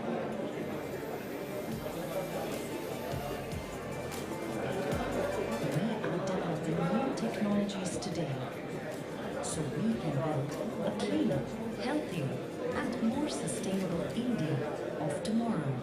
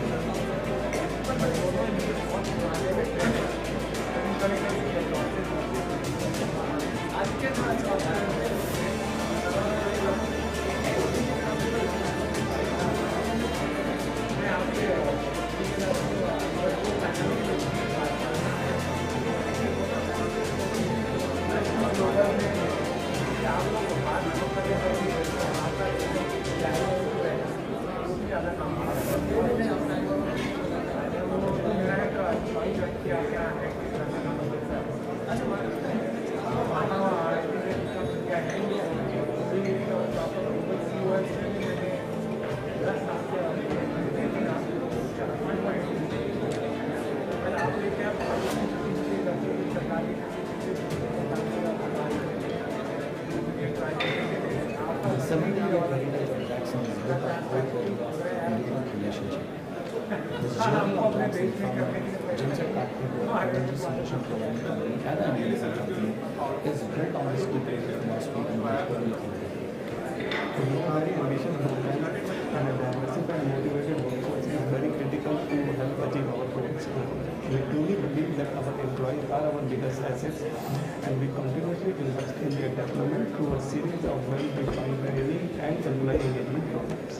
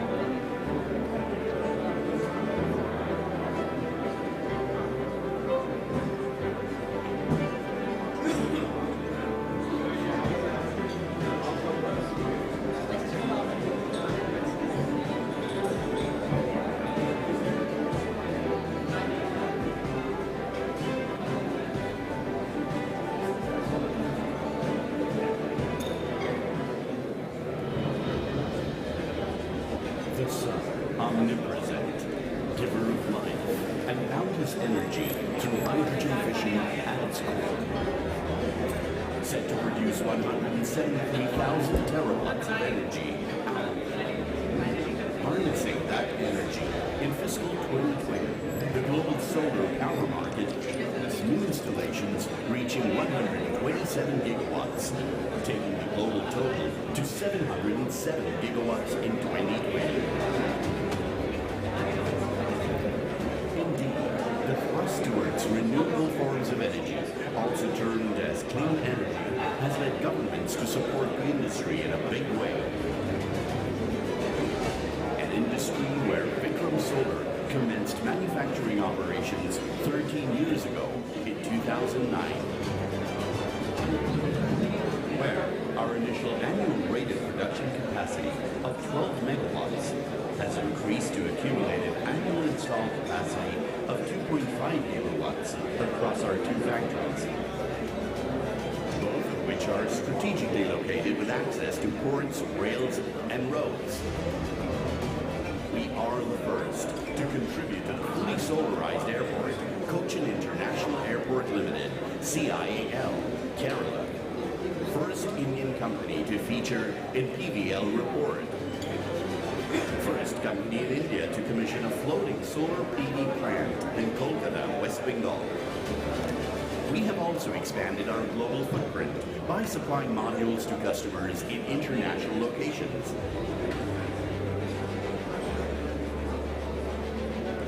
On the domestic front, we have a presence across 23 states and 3 union territories pan-India.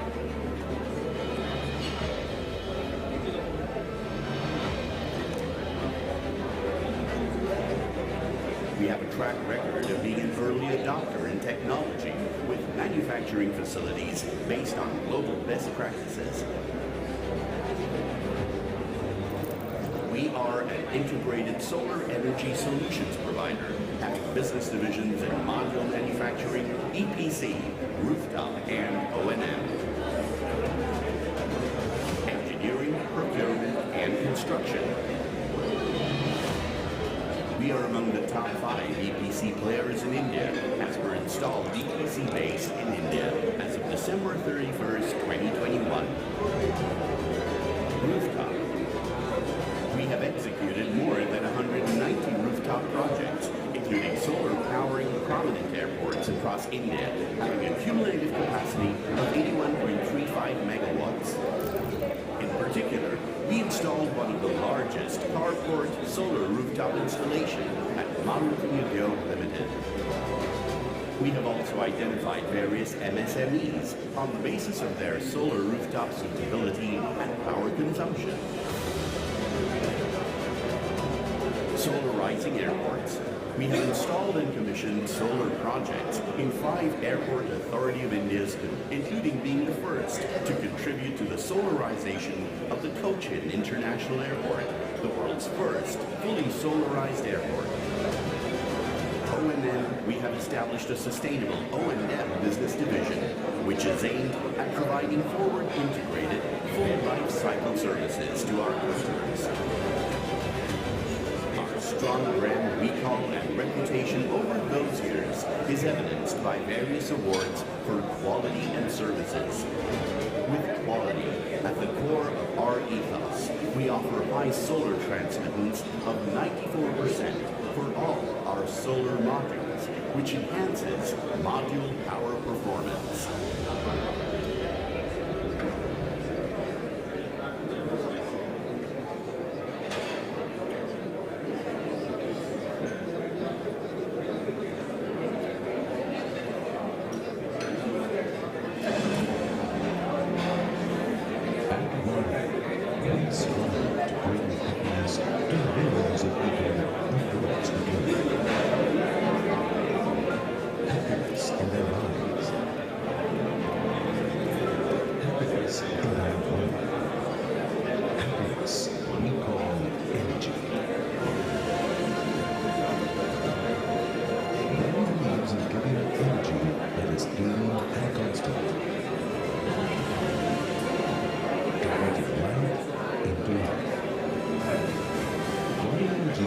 effort.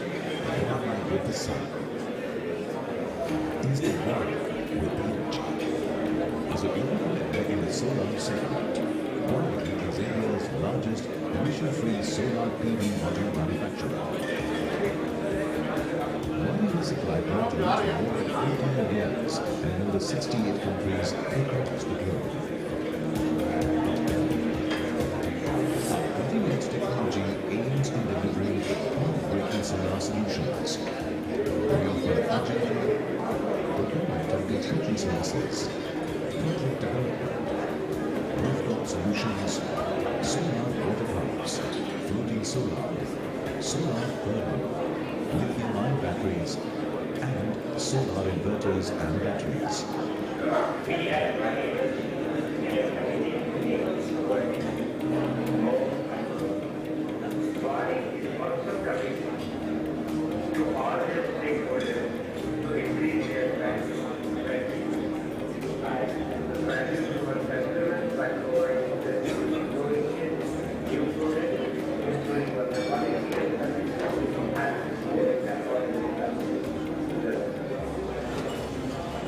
Thousands of customers enjoy renewable energy generated from Huawei's broad solar products.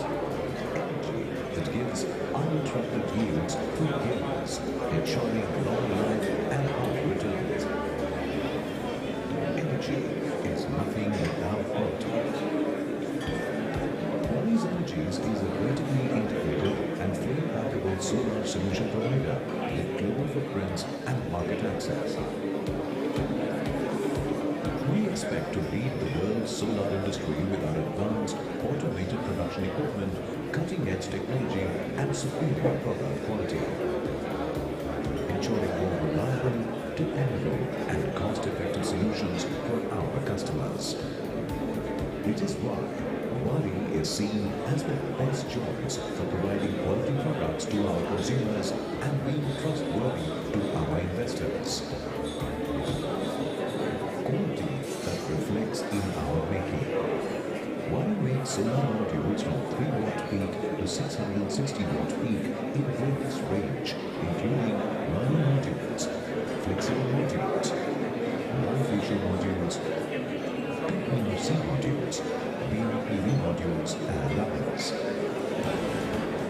Huawei has commissioned over 600 megawatts of solar EPC projects nationally and internationally, all at a phenomenal speed.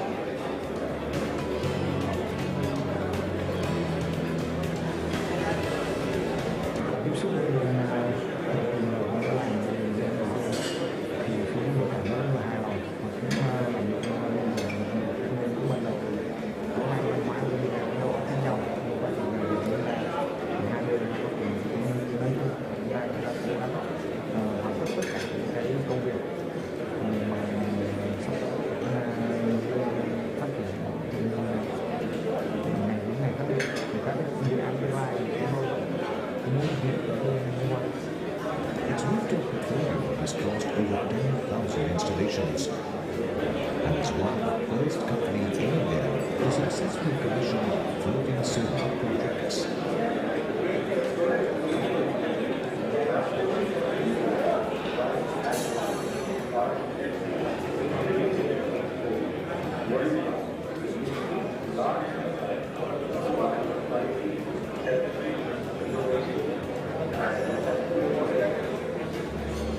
Our fully automated production line has production capacity of over 5 gigawatts per annum, the largest in India. Huawei also supplies varieties of lithium and solar batteries along with on-grid and off-grid inverters. Apart from that, Huawei also provides solar solutions in lamps, streetlights, and home lighting systems. We are India's first NABL accredited solar module testing lab. Our state-of-the-art laboratory does stringent quality checks on all the raw materials, making sure our products stay strong for launch, and making sure of our growth. From popular product reference, Huawei has also installed solar water pumps for schools and communities and wind, solar, wind solutions across the country. Not only that, Wadi has shipped over 4 gigawatts of modules globally, making it one of the top suppliers in the world. Wadi is also accredited with various quality standard certifications globally.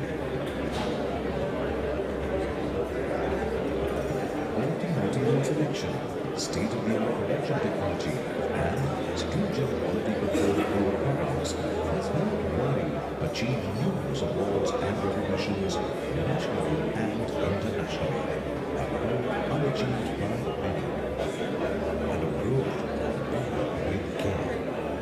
Providing renewable energy that improves the life of others is what Wadi is caring for.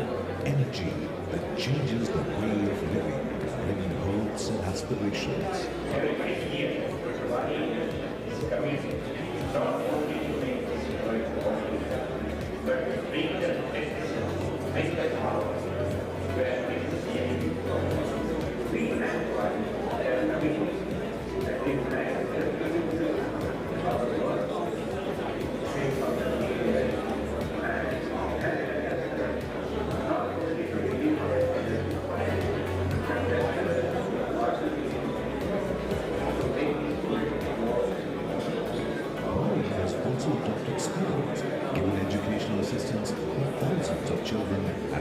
Visible difference to the environment, making sure Wadi is part of a continuous evolution. Evolution and continuous improvement are the three values of Wadi, just as our people. We encourage customer-first approach. Our people challenge the conventional way of doing business at every point. When others see problems, they see opportunities.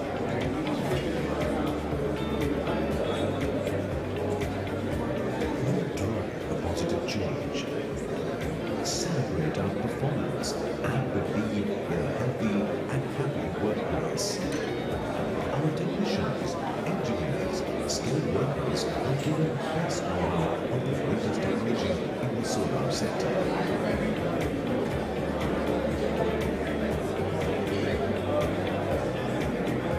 Not only its employees, Wadi takes great care of its customers as well, nationally and internationally.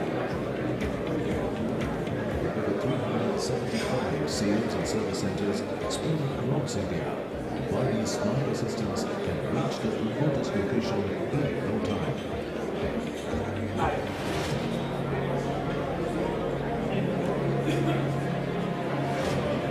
We are driving the world towards a clean and sustainable energy for a better future.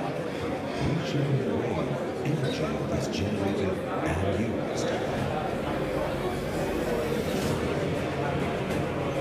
Time is now to evolve from conventional energy to renewable energy. Let's drive this energy evolution together.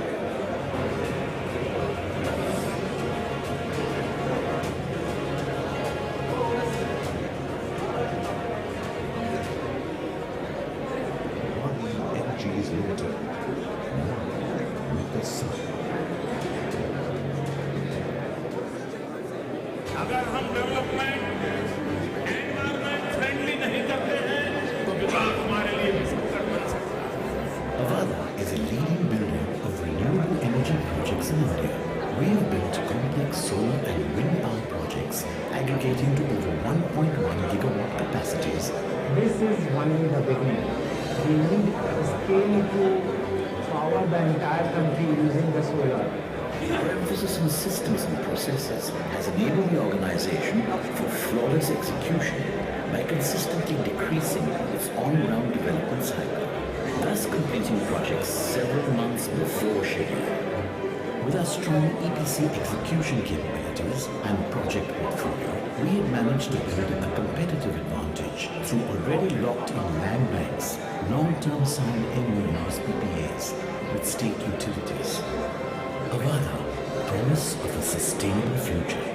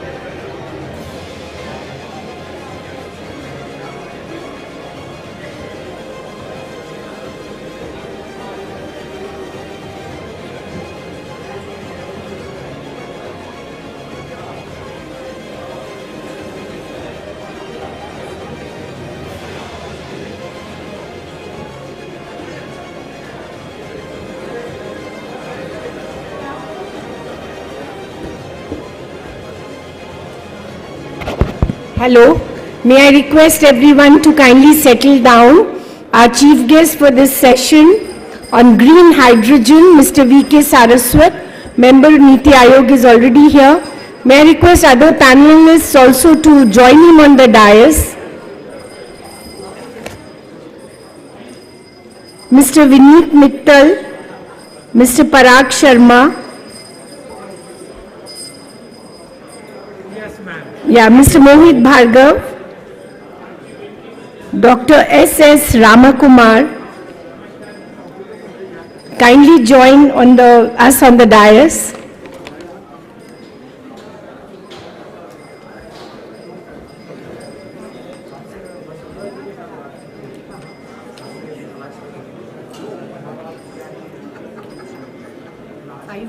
Ramakumar. Okay. So just hello. उनका ना वो change कर दो, नहीं वो उनको पास बुला दो जिससे उनके पास का खाली नहीं हो. अच्छा उधर से ना. Yeah. Mr. Ramakumar will just be joining us in 5 minutes, but we would not like to delay the session.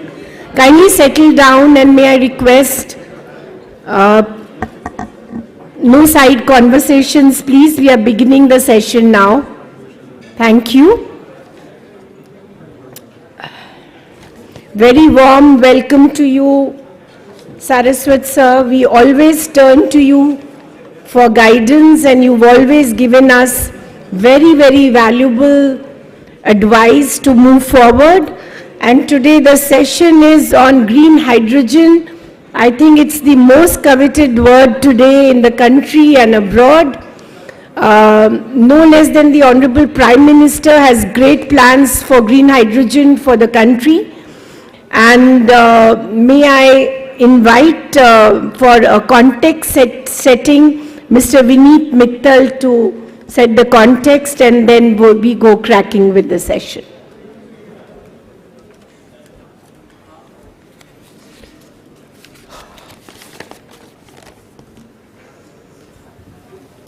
Good afternoon, friends. Dr. Saraswat, my co-panelist. Let me take this opportunity to set the context for this session. Indian culture has always propagated harmonious living with nature.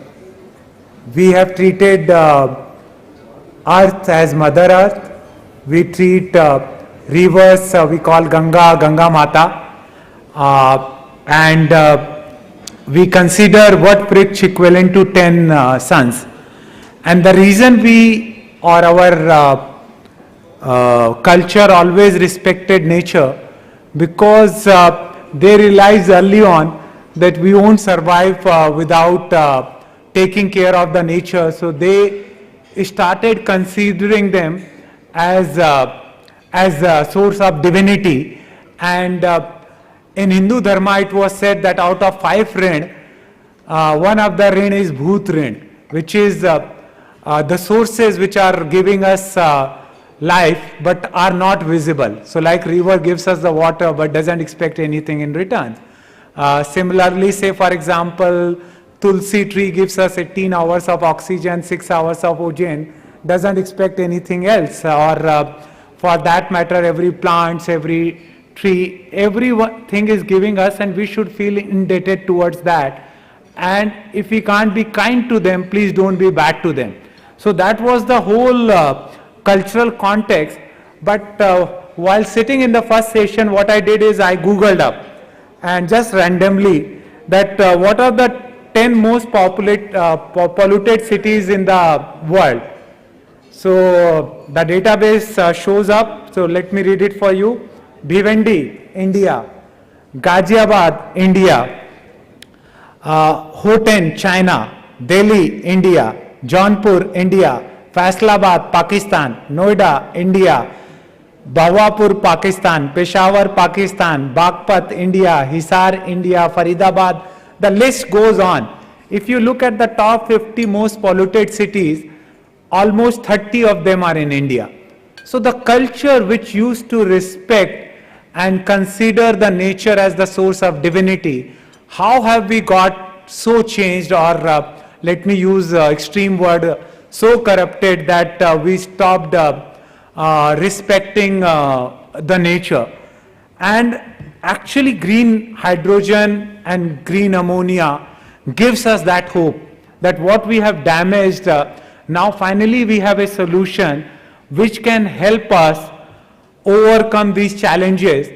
And what China did, the similar search I did it at World Economic Forum in Dalian in 2010, and believe me, that time 8 cities came were of China. I came back from Tianjin to Beijing, and I was coughing while coming back to Bombay. So that was the situation of China then, and it saddens me to see that our country, that time probably 2 cities were there, and today we have 20 to 30 cities in this list. So let's look at what are the most major source of pollution. 30% comes from the power, 25% comes from, so I'm just giving very vague numbers, number could be 1-2% here and there, comes from mobility, around 22% comes from the industry. And so let's talk about mobility first. And as I was mentioning in my first introduction speech earlier today, that EV has done wonders, and there is a region that China, US and Europe has done extremely well on EV side. But I am going to question, is EV the right path for India? And the reason I am questioning this is that when I talk about AatmaNirbharta, I talk about AatmaNirbharta in true sense.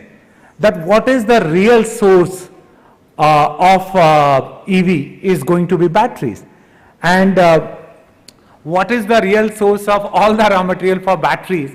And one of our neighbor has probably the highest source of all the raw materials for these batteries. And let me throw some statistics. Currently in China, 80,000 companies are working on battery technology. Out of the world's top 10 battery companies, 6 of them exist in China. They currently have more than 60% of the market share on batteries. So do you want to build new India based on something where you still will be dependent on other country for the resources, or do you want to build new India in something which is we are blessed with? And that blessing, my friends, is abundance of, again I will go back to our Indian culture, the abundance of water, which we worshipped as mother, abundance of Surya Devta, which we do every day, Surya Namaskar, and take his blessing early in the morning, and abundance of Pavan Putra Hanuman, so Vayu. So all these 3 sources we are blessed with, and these 3 sources together, if used in the right proportion, helps us to make hydrogen. So friends, hydrogen offers a solution for mobility. Hydrogen offers solution for hard to abate sector. So let me first talk about the mobility first. So if you look at why batteries have not succeeded in trucking industry, and if you look at, let me give you another statistics. Switzerland has been running hydrogen truck since 2010, and after 4 million miles of running those trucks, there was a 0 failure. So I asked the company owner, why did this happen? He says, we were too expensive and we designed it for perfectionism. But he shared with me another reason. He told me the primary reason for this success is creation of hydrogen refueling infrastructure, along with the government incentive to encourage people. And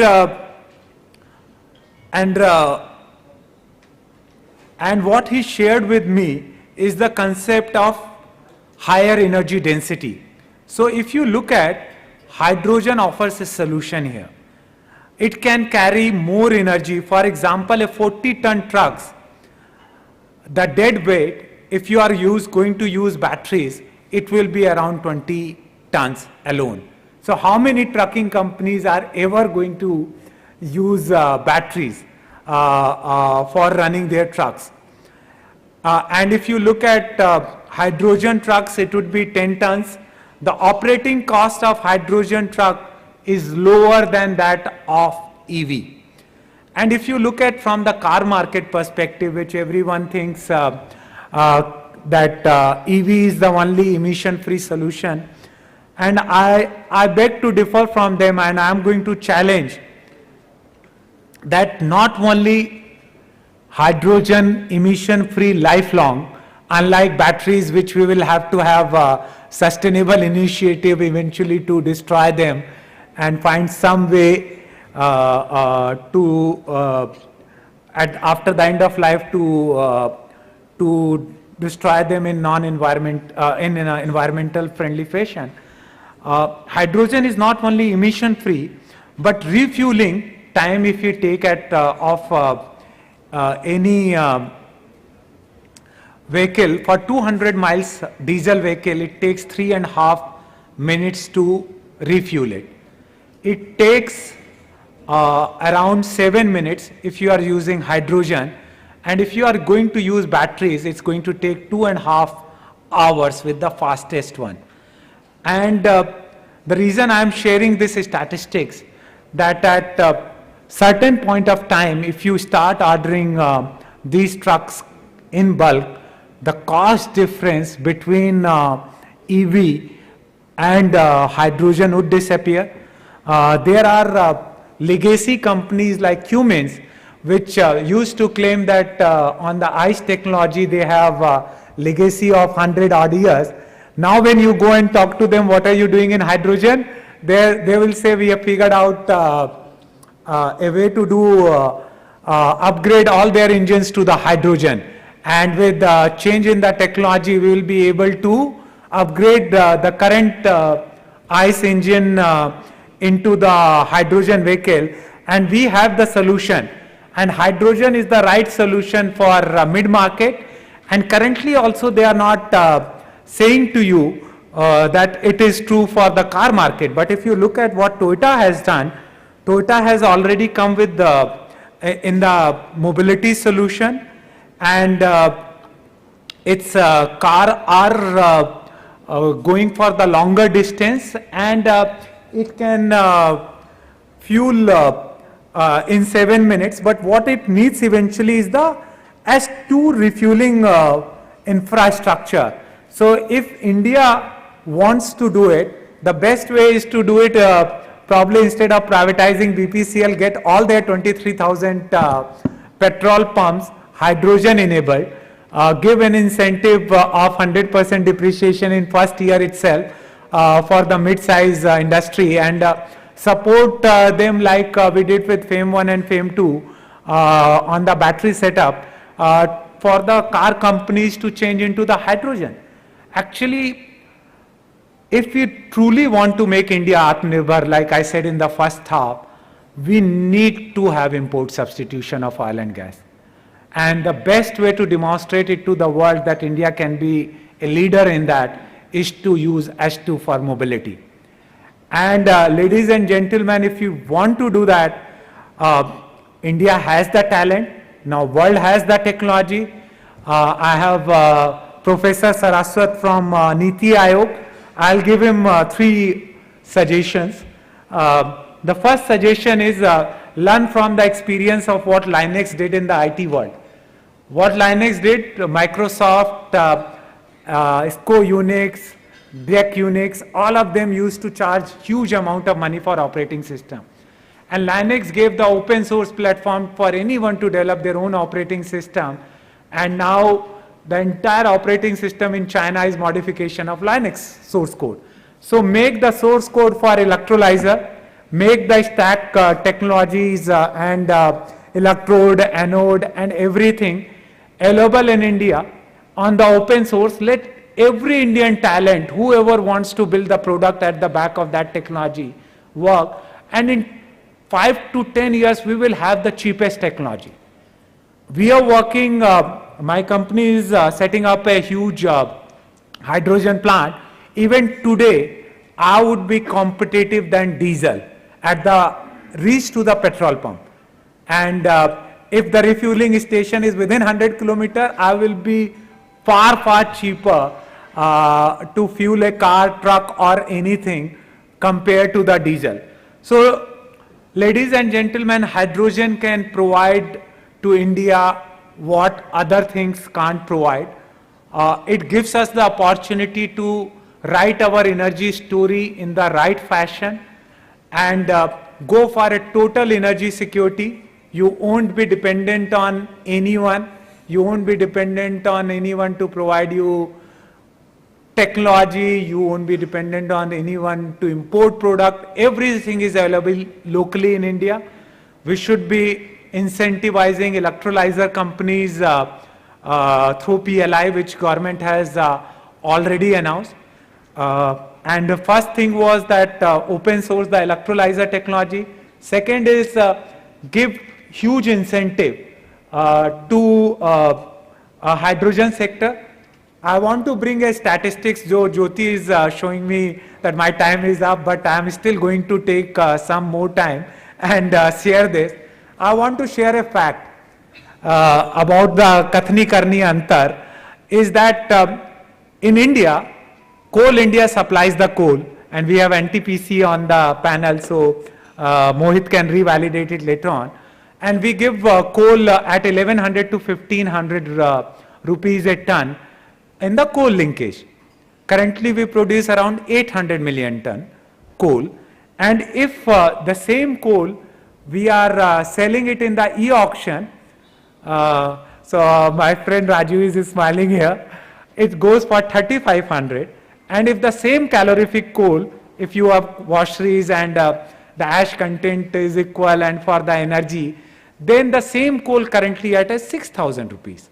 So from an international market perspective, Indian government is giving 4 lakh crore rupees subsidy. How much? 4 lakh crore subsidy to thermal sector. And earlier Secretary Sir was saying that to make renewable reliable, we will have to give subsidy. Give us 4 lakh crore rupees total in hydrogen. India's energy transition would be at the cheapest cost, and we would probably produce hydrogen at $1. So this is probably Niti Aayog should write a white paper that how government is indirectly giving a huge subsidy. And second point to ponder, sir, is that there is a 5% GST on coal, and there is a 12% GST on solar and wind.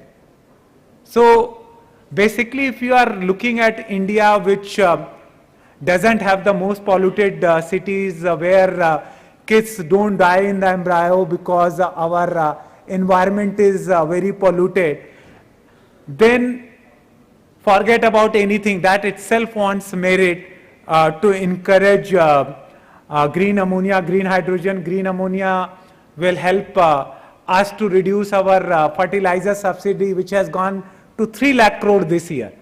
And the green ammonia today we can do at much cheaper than the grey ammonia which we are buying, which is the reason of 6% pollution globally is happening through the SMR process, friend.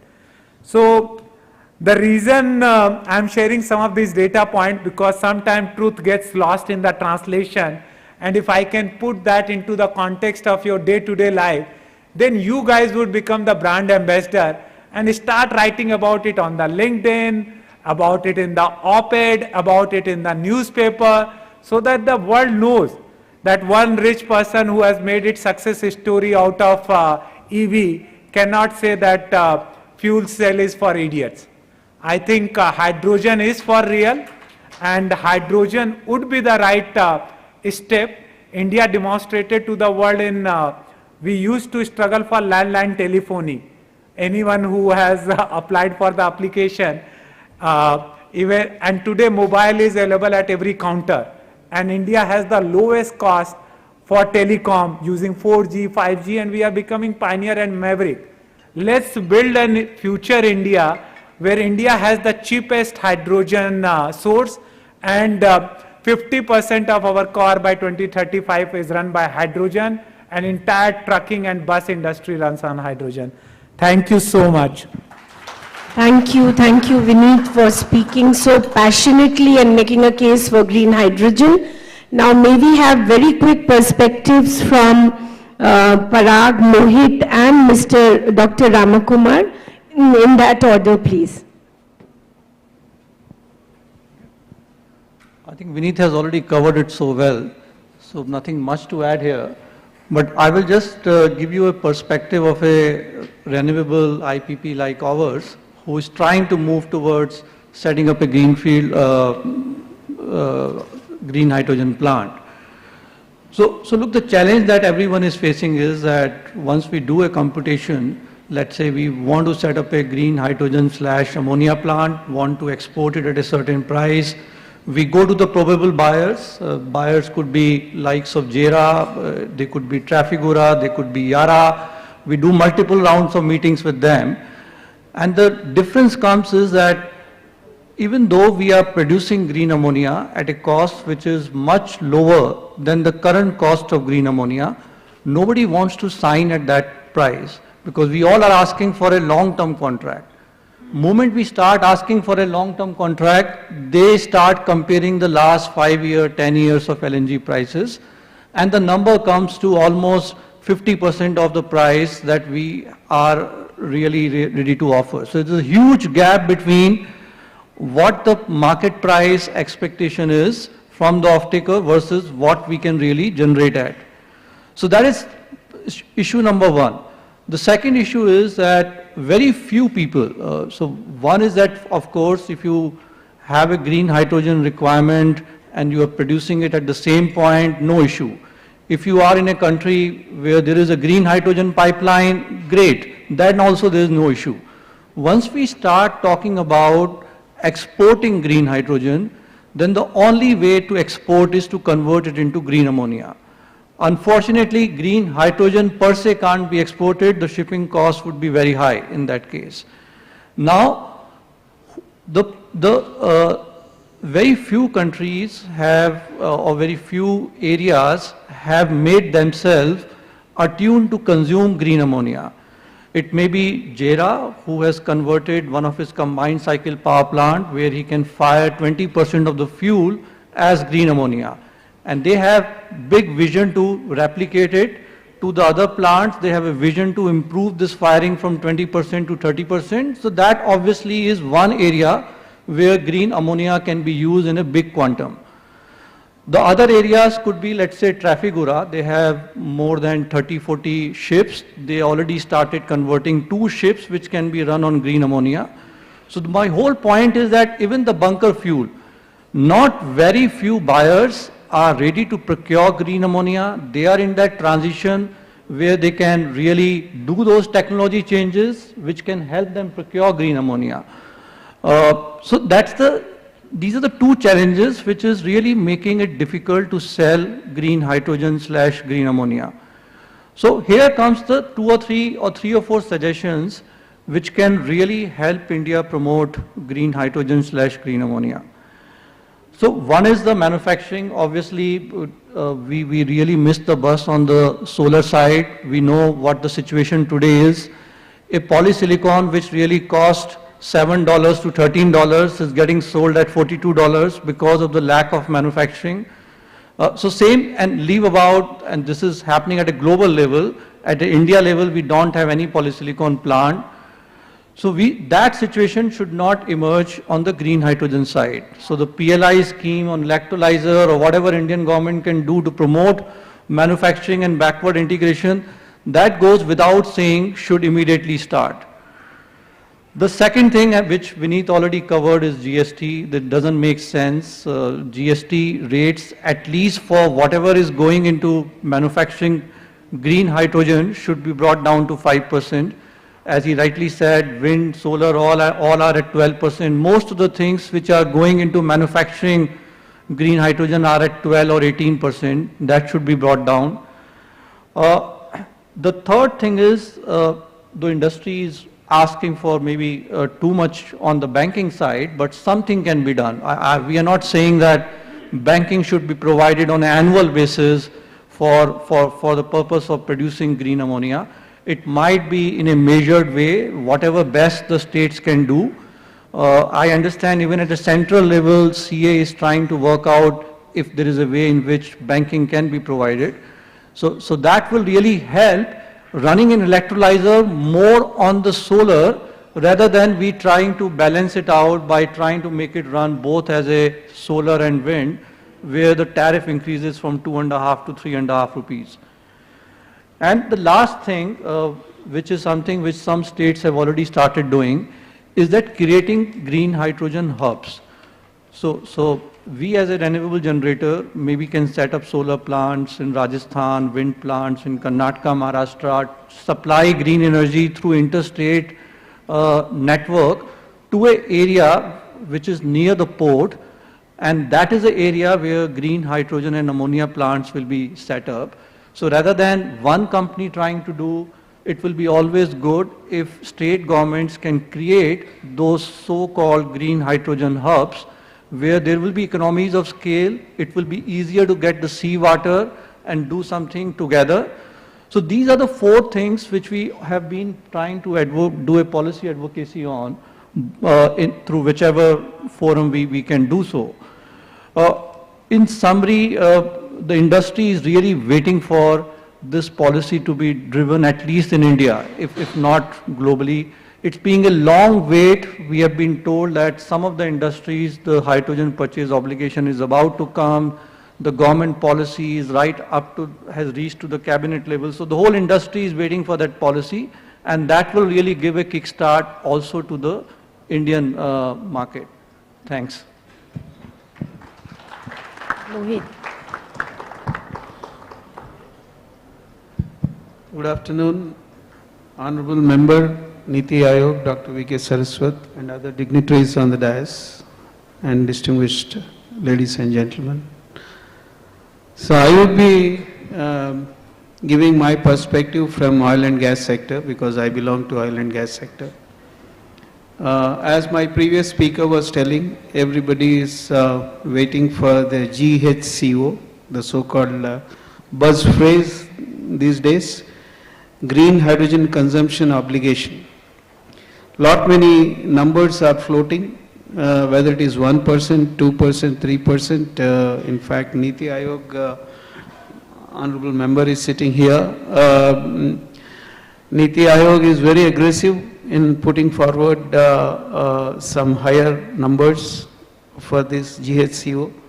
Refining segment is the first sector which is earmarked or focused for complying with this GHCO.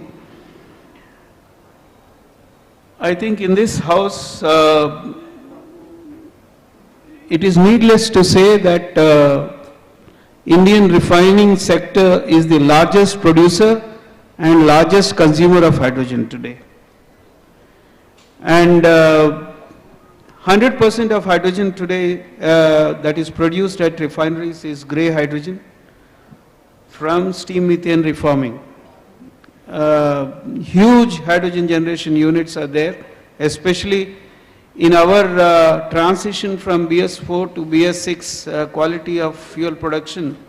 I think each refinery, almost all the 23 refineries have revamped their hydrogen generation units to cater to that extra hydrogen requirement for desulfurization and to bring down the sulfur levels of the fossil fuels from 50 ppm to 10 ppm. Nevertheless, Indian refining segment, I'll speak. I belong to Indian Oil.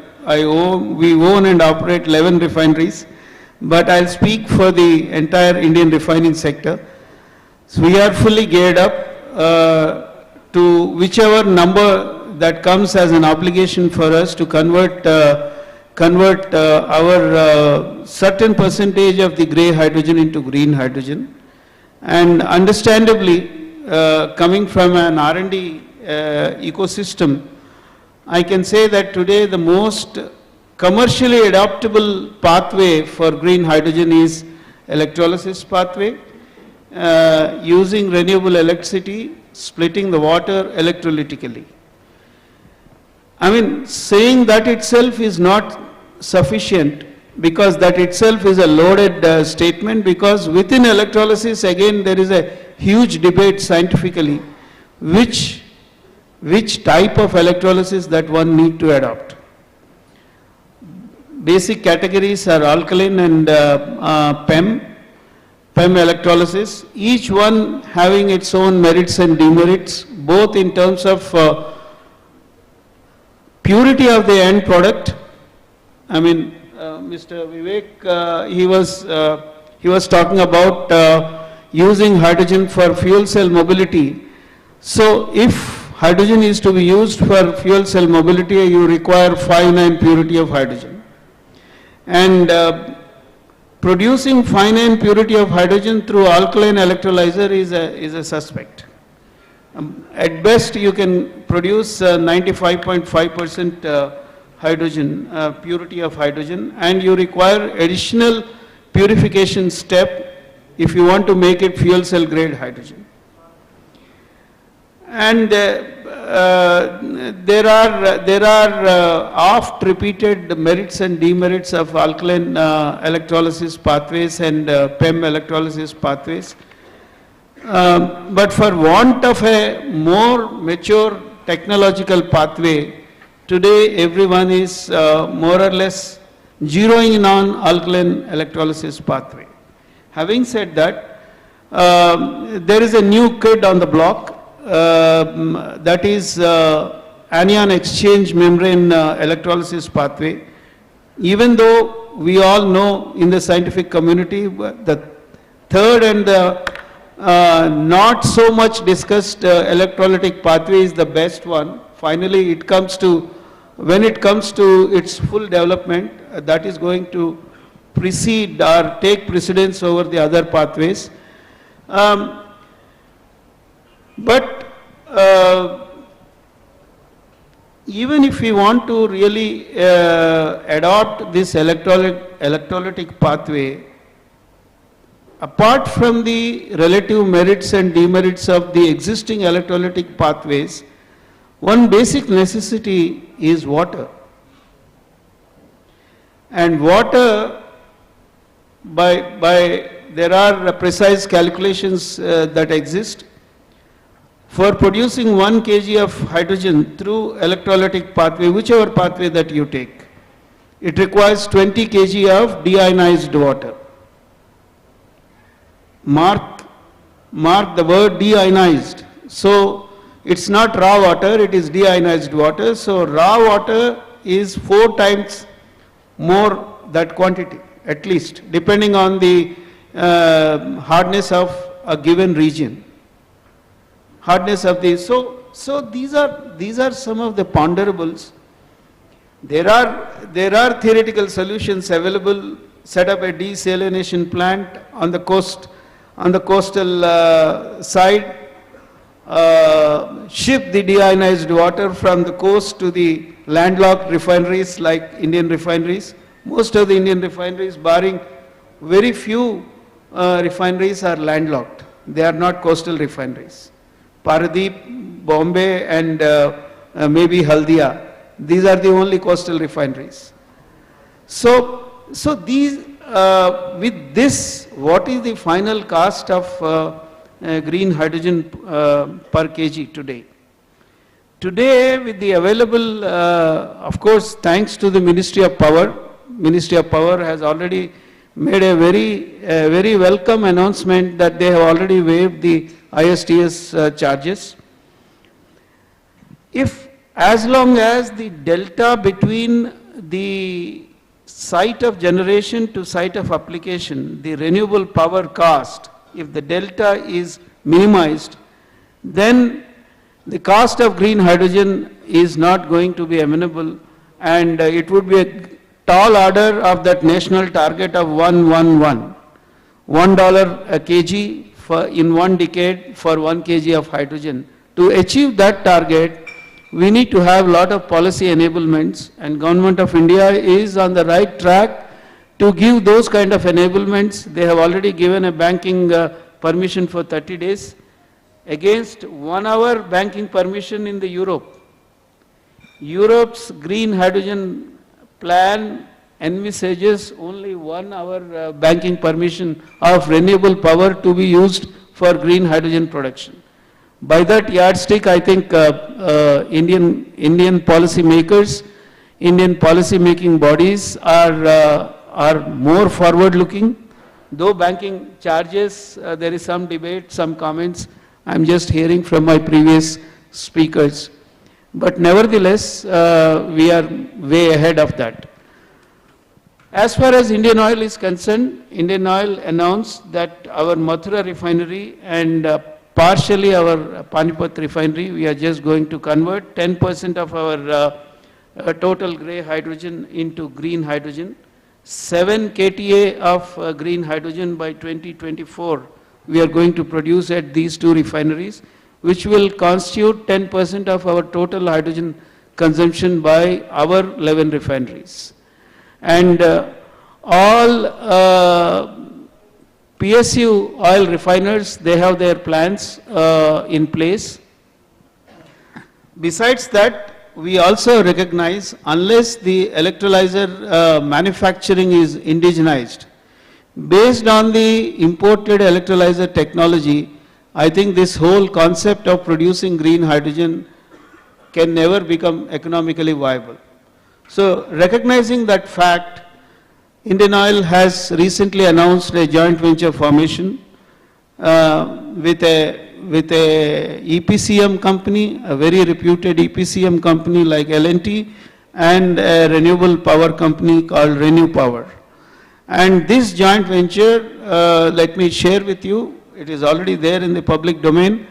We are going to undertake, this JV is going to undertake the green hydrogen projects, not only within the country, but also elsewhere geographies. But we are very actively considering, we are scouting some good electrolyzer partners, both within the country and outside. And the intent of this joint venture company is to set up at least a gigawatt scale electrolyzer manufacturing unit within the country. There are other players who made announcements to set up in the private sector. There are other players who have already announced the electrolyzer manufacturing.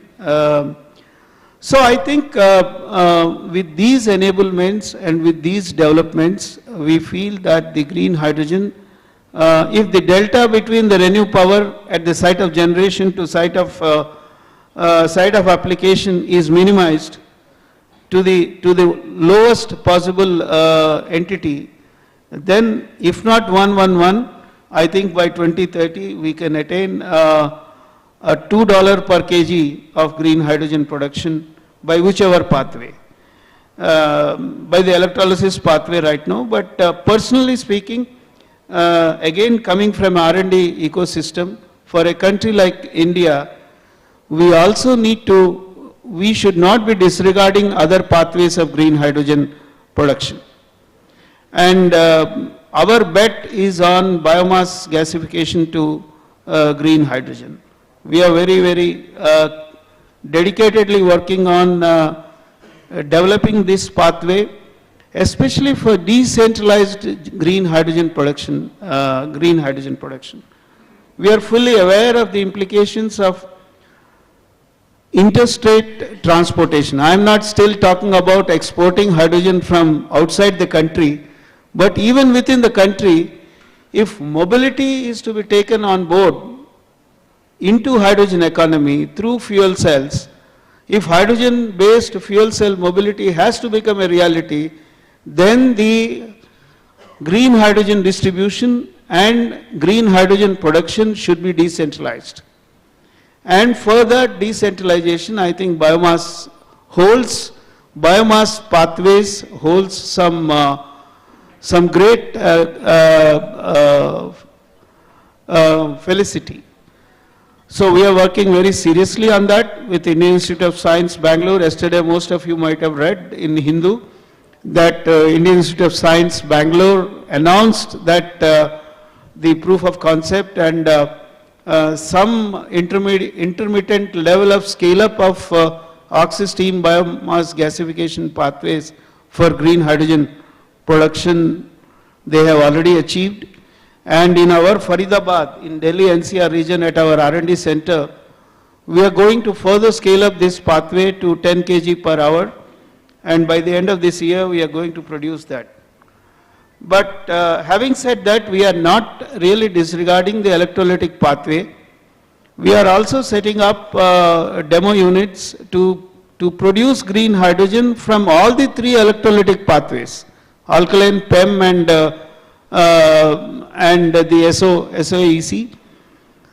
So I think this will give us a great idea in the Indian conditions which pathway to which geography would be more amenable and more ideal. There is not one solution which will fit all the shoes. We are very well aware of that. But we are on the course, whichever number that finally Cabinet approves for green hydrogen consumption obligation, Indian refining sector is fully geared up and fully prepared to meet those obligations. I think I'll stop here. Thank you very much for giving this opportunity.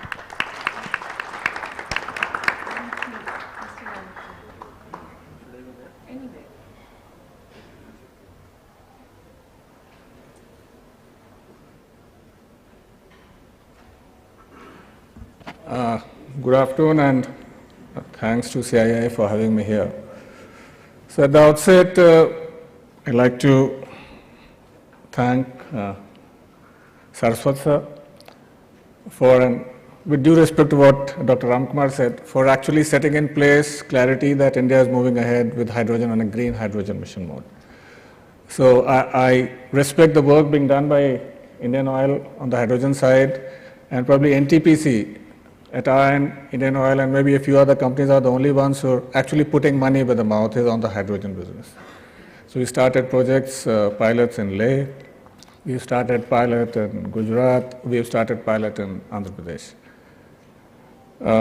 And for the moment I'll sidestep the question or the googly thrown by Vineet when he said the coal is subsidized by, I don't know, some mind-boggling number. So Rajiv is also smiling there. So let's settle that debate offline, we can do that separately. There's no denying the fact that hydrogen, or green hydrogen if I say, is the buzzword, and a lot of faces I see in the room who are on the RE side, and it's probably almost mandatory for all of us to start talking about green hydrogen, because whoever is in the RE space, if you don't talk about hydrogen, people feel you're not up to mark. So I'm doing the same here. So NTPC is committed to green hydrogen, and I totally agree with what Parag and Vineet said, that there are a lot of issues there, and probably I don't need to echo most of them. But quick numbers again, statistics, I also agree with Vineet that that's what clearly puts the case. So if I remember the Niti Aayog hydrogen document which has come out recently, a very well made document, I must say. So the number for 2030 is about 5 million tons of green hydrogen. And if I remember correctly, they've laid out a number of about 160 gigawatt of RE capacity which is required to do that. Although they were slightly ambiguous or whether that 160 is part of the 500 or that will be in addition to or partly in addition to 500. So that's something probably Ministry of Power and Ministry of New and Renewable Energy are working on. So 160 gigawatt of RE capacity, 5 million ton of green hydrogen, which includes both domestic and international requirement. So to add to what Parag and Vineet said, I think in addition to electrolyzer manufacturing capacity, which remains the biggest challenge as of now, I don't think there is any country or any company in the world who is actually into that kind of gigawatt electrolyzer producing range right now. A lot of people are making announcements, and probably most of us are talking to many of these guys. Domestically, of course, I totally agree that this will happen. If we are talking about whether $1 number or a $2 number, domestic manufacturing has to happen, and it has to happen in a big way. So ditto for all the points which Parag said in terms of what the domestic manufacturing industry needs to actually ramp up to that capacity. And I totally also agree to the fact that we should not be in a situation which we are on the solar side, dependent for almost 95% in terms of the solar panels with Chinese entities. So that's one of the statistics. The other one is also in terms of what is clearly, we would say, settling the debate in favor of green hydrogen. And these are numbers anyone can challenge me, and I'm not saying I'm going to argue that till the end. If you look at the green hydrogen cost today, considering the broad numbers at which the renewable power is available today, I think a settled number is $5 per kilogram. That's the range we're talking about. And in fact, my team mentioned earlier in the morning that at $40 per million BTU gas with SMR, the hydrogen production cost today is $6.50. If I actually am looking at blue, which means add the CCUS cost also to that, so probably there's a carbon capture adder of another $1 or so. So $7.50. If you bring down the gas cost to say $20 for the purpose of sensitivity, the hydrogen production costs about $3.50, another $1. So if you're talking about blue hydrogen today, green hydrogen and blue hydrogen are almost at par. And mind you, blue hydrogen still emits some carbon dioxide, green hydrogen doesn't emit any. So I think in terms of long-term decarbonization, in terms of meeting the net zero goals, green hydrogen, with all its hype and hoopla, if I may say so right now, and the use cases like Dr. Ramkumar said, in the refinery, in the fertilizer, even natural gas blending, ultimately even firing it in gas turbines, it remains one of the major contenders for helping not only India, but everyone. So these are the numbers which clearly set the pathway for us in terms of what we need to do. So 160 gigawatt of renewable capacity and 5 million tons of hydrogen. If we are combining that, then there are a lot of challenges. The biggest, of course, is the electrolyzer manufacturing capacity, and all the points mentioned earlier are broadly what we need. If we need to reach a number of $2, then obviously the electrolyzer cost needs to come down significantly from where it is now. The second challenge is also in terms of water availability, and that's, I thank Dr. Ramkumar for raising that issue. Electrolyzers require large amounts of DM water, and that will mean that most of the electrolyzer capacity might actually come either near to the coast or places where there's abundance of water. So that's another challenge in terms of how you manufacture or produce hydrogen and how you supply it. So that's another challenge. And of course, for this large RE capacity, we'll need solar and wind, and that is why we have been advocating, and I'm sure a lot of other people in the RE sector are also advocating with the government to help us move forward quickly in managing land resources. Solar is still something which still people are managing, but wind is today becoming more and more scarce in terms of how we can manage wind, because if we have to produce green hydrogen on scale at a cost which is making sense for everyone, we need both solar, wind, also storage in some cases or partly. So all of these put together make a very strong case how we need to move forward. But the one thing which I always feel, and this is where we generally have been differing with a lot of other peers in the RE sector, is our dependence and forcing the government to come out with some kind of support mechanism. And I say this with some experience now. We have been in the RE sector in a competitive mode for the last 3-4 years. A lot of the challenges we are facing on the RE side are also because these are bids brought out by SECI, then we are entangling ourselves with change in law, or in some cases some support. Why not we look at mechanism where we don't need any support from the government? I'm not questioning the first bid, maybe we need a VGF there, but on long-term basis we need to move forward. We'll need to have economics on the hydrogen and ammonia side, which makes eminent sense whether to the refineries or to the fertilizers or the transport entities. And this can happen. This can definitely happen. If the electrolyzer costs are down, if we can manage the RE power, and I agree with what Dr. Ramkumar said, that the EU has come out with very stringent banking regulations which practically prohibit banking in a way. So they are saying that you produce now, you generate now. But for the Indian context, government has already notified 30 days banking. Parag said more. Yes, we can do more. So we can do a lot of RE-based fertilizers, refining, and so on and so forth. There was just one more gap we feel on the hydrogen side and electrolyzer side, because when we are plugging the numbers, we are missing one important component. And this is where probably as NTPC, we are more convinced it needs to be there. So we have been talking about hydrogen, we have been talking about ammonia, green of course. We also need to start talking about green methanol. And I'll tell you why. For all the people who are in the thermal sector who are producing power, one of the biggest challenges we face is how to take care of the carbon dioxide.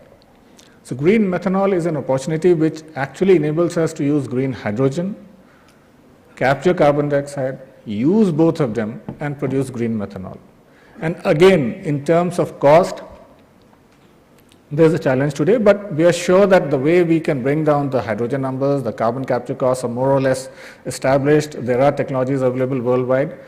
So we need to, among the other suggestions which Vineet gave to Saraswat sir, we'd also like to request that going forward, the government also needs to include green methanol. And sir, you are aware that we are doing that pilot in Vindhyachal, where we are setting up a 5 megawatt electrolyzer, which has already been ordered.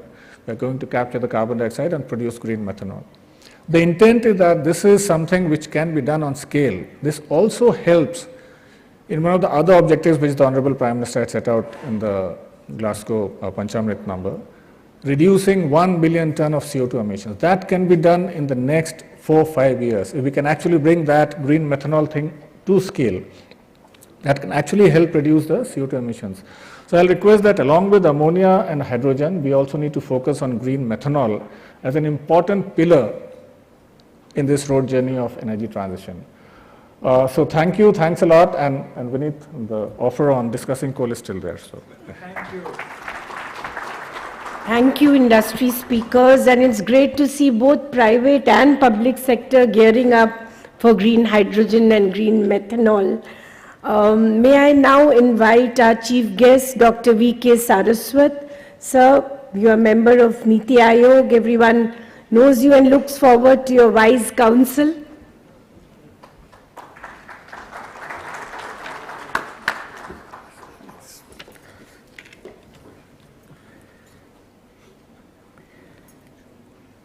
If I change here, it will change here. No?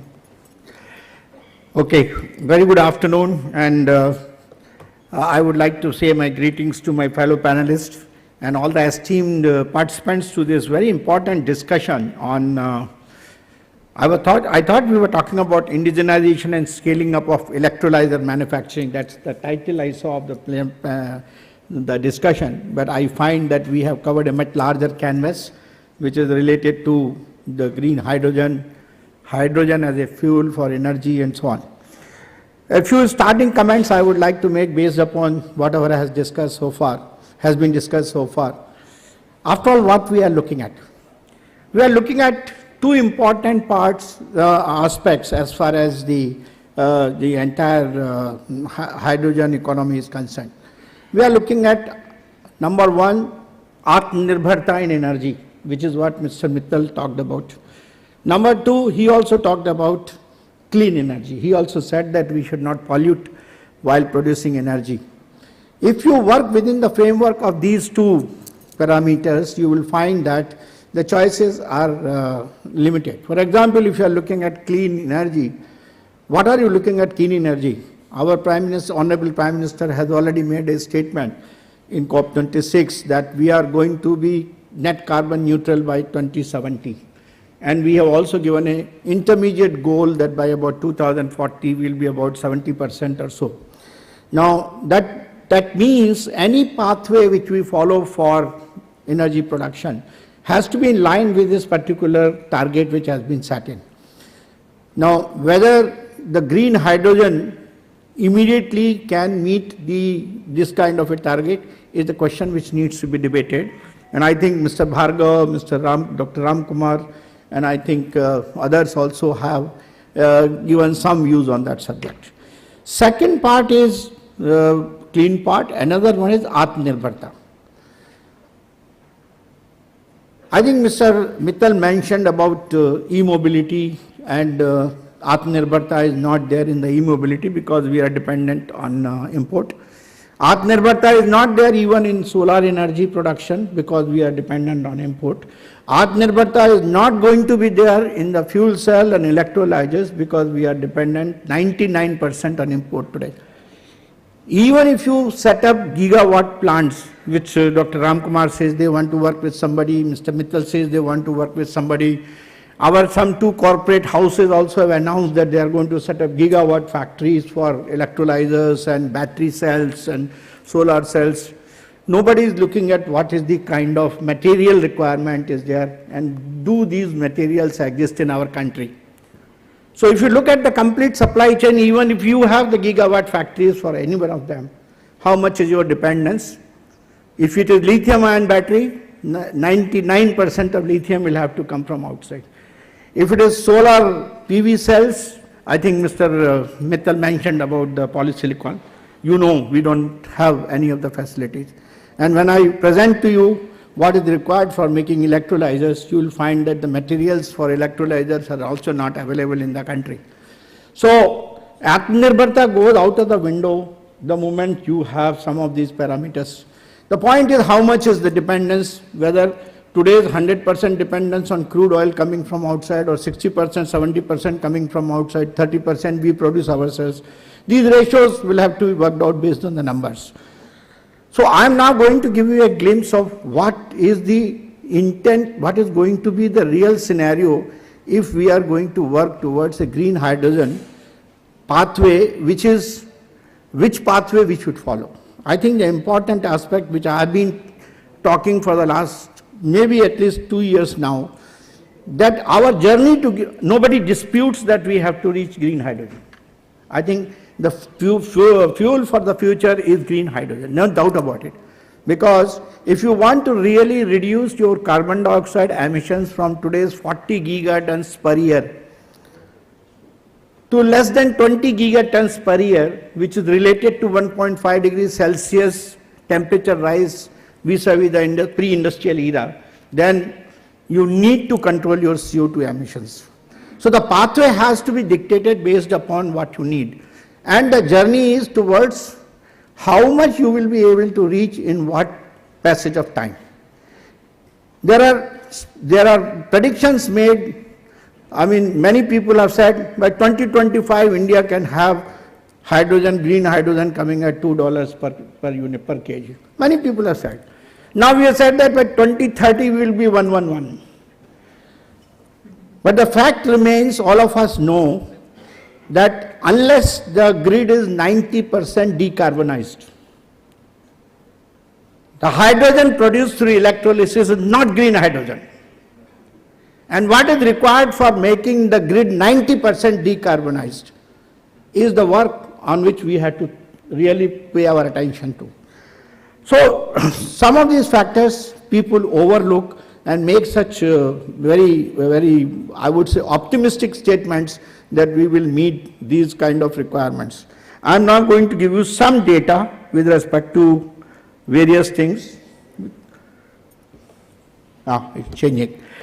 See, all of you know that there are various pathways for producing hydrogen. Hydrogen can be produced, green hydrogen. Most of you have missed out, other than renewable, a very important energy production method, which is nuclear. I do not know why 90% of the speakers, when I listen to them, they don't talk of nuclear as the power for producing green hydrogen. I am not able to appreciate why it has been omitted by most of the speakers, but in my opinion, renewable along with nuclear is one of the most suitable pathway as far as the green hydrogen concerned. Natural gas, all of you know, we are producing today using the steam methane reforming grey hydrogen. If you do carbon capture and utilization, that grey hydrogen can become blue hydrogen. One of the major area which probably I would be advocating its use is the coal gasification, and coal gasification with carbon capture and utilization giving you blue hydrogen. Now the choice between coal and natural gas is, I think, very obvious. We don't have natural gas, we import LNG, we import CNG, we do everything, and we have huge quantity of coal in our country today. And we have indigenous capability for doing gasification. We don't have to go to Air Products and Shell and all that. We have plants today running in this country which are producing high ash content coal-based syngas. So we have today pilot plants. Any industry which is willing to actually set up large-scale plants using that technology is welcome. So coal is one of the major areas which you should look at, and carbon capture utilization. I think Mr. Bhargav already mentioned these are well-known technologies which are available in the globally, and we can adopt them for our purpose. The cost increase due to the CCU onto a grey hydrogen production is to the tune of 10 to 20%. It is not beyond that. So that is the kind of thing. Finally, of course, electricity from the grid, and that is where I have not given any color to that, you must be noticing, because it all depends upon how much decarbonizes the grid. So I don't want to say what is the grid. Basically, it is the same way. Grey hydrogen uses the fossil fuels, which produces through gasifier and reformer carbon dioxide hydrogen in this one. Blue hydrogen captures and stores most of the carbon dioxide output from the gasifier, and green hydrogen is what we are talking about. Now, globally, green hydrogen status, what is it? Global capacity of electrolyzers which are needed to produce hydrogen from electricity has doubled over the last 5 years to reach just about 300 megawatts by mid-2021. That was the figure. Around 350 projects currently under development could bring global capacity up to about 54 gigawatts by 2030. These are the projections which have been made. If realized, the global hydrogen supply from electrolyzers could reach more than 8 million tons by about 2030. Now, Europe is leading electrolyzer capacity deployment with 40% of the global installed capacity. And what is the cost of levelized cost of hydrogen by the technology 2020 and in the net zero emission scenario 2030 and 2050 is what is given here. If you take 2020 natural gas based system, and today this figure is not valid because these figures were valid for natural gas prices were less than $7 to $8. If today's gas prices you take, I know some numbers were already given there. 2030 scenario also is given there. So you see renewable hydrogen, I can see what we are talking of getting green hydrogen is only in about 2030 and 50 in between somewhere, and that kind of a number. 0.9 to $3.3 per kg, that's the spread which has been done. Global hydrogen electrolyzer market. It is rising at the level of about 6.4%. The growth difference between the base year 2020 and 2025 is to the tune of about $87.36 million. And the market is fragmented with several players occupying the market share. One of the key drivers of the market will be the integration of renewable with hydrogen electrolyzers. Now, this word has been used, integration of renewables. I think all of you are in the field, so you'll understand. And I think we have NTPC experts also here. And probably many of you must be also looking at the grid. The penetration of renewables into the grid has got its own problems with respect to supply, demand, and a peak demand and a peak supply, and the management thereof, which will certainly, when you start looking at in a dispassionate manner, will have a cost added to that, and that will certainly affect the cost of hydrogen production. Now, electrolyzer capacity, which has been installed in various countries or being installed from 2017 to 2026 is shown by these bar charts. You can see we are going to reach sometime 1800 by about 2026, that is a kind of number. And similarly, the hydrogen production in metric tons is the cumulative, the graph which in the magenta color which is shown here, is going to reach something like 400,000 metric tons by about 2026. And while the numbers are not here, the yearly installations of the various electrolyzers forecast is between 2021 and 2031. It is shown on those bar charts. The cumulative installation is shown in the blue color, and the electrolyzer market in terms of dollar is also shown there. So that's the way it is going to rise. The point which I am trying to make here is the cost of hydrogen production as a function of electrolyzer deployment over the period 2022 to 2050. This is a study which has been done by, is a summary which has come from few universities, Bloomberg, and also from International Energy Agency. It's a global figure. The two graphs, the two blocks of graphs, what you are seeing here are indicating that first one is what is the cost of electricity. Electricity price ranging from $65 per megawatt hours. In the green, you can see it is related to $20 per megawatt hour. These are the two figures. If it is 65 dollars per megawatt hour, and the electrolyzer cost if today in 2020 is about $1,000 per kilowatt, and coming down to $650, the two curves are indicating that only by 2050, even then, it will be in the region of $3 in that region, $3 to $3.5. If the cost has to come between $1 and $2, then the electricity cost electrolyzer cost in 2050 will be $307, and electrolyzer cost in 2030 will be about $130. That only then you will be able to get that, and for that the power cost should be $130 per kilowatt. Now these are the numbers that indicate how sensitive it is to the cost of electrolyzers and the cost of power if you are really looking at 111 and things like that. So to make projections that we will be 2030, 111, without going into the details of where do we stand with respect to the power cost, where do we stand with respect to the cost of electrolyzer by 2030, I don't know whether such a thing has been done. We only say that I have procured from China at the rate of $350 per kilowatt. But I don't know which electrolyzer is available globally today at $350 per kilowatt. But there are industries which are claiming that no, we have got it. But we assume that we have got it. Even then, if you take the cost of sustained power along with that in terms of the base load requirement, you don't get $2 as the cost of hydrogen. Going green, if India is doing that, then fertilizer plants and oil refineries may have to ramp up the use of green hydrogen. Niti Aayog's all papers have got, those of you who have gone through that, indicate that green hydrogen will enter into the market in India subject to the demand. Now the demand is primarily from two factors. One is the fertilizer sector and another is the refinery sector.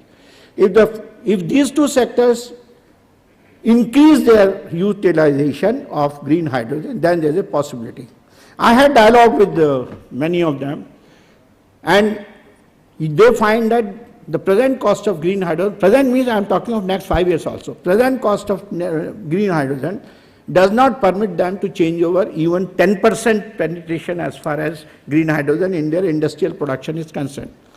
I'll give you a figure later. When I talked to RCF, they said if today they are producing fertilizer with the grey hydrogen at something like $370 per ton, and if they use green hydrogen, the cost will be about $850 per ton.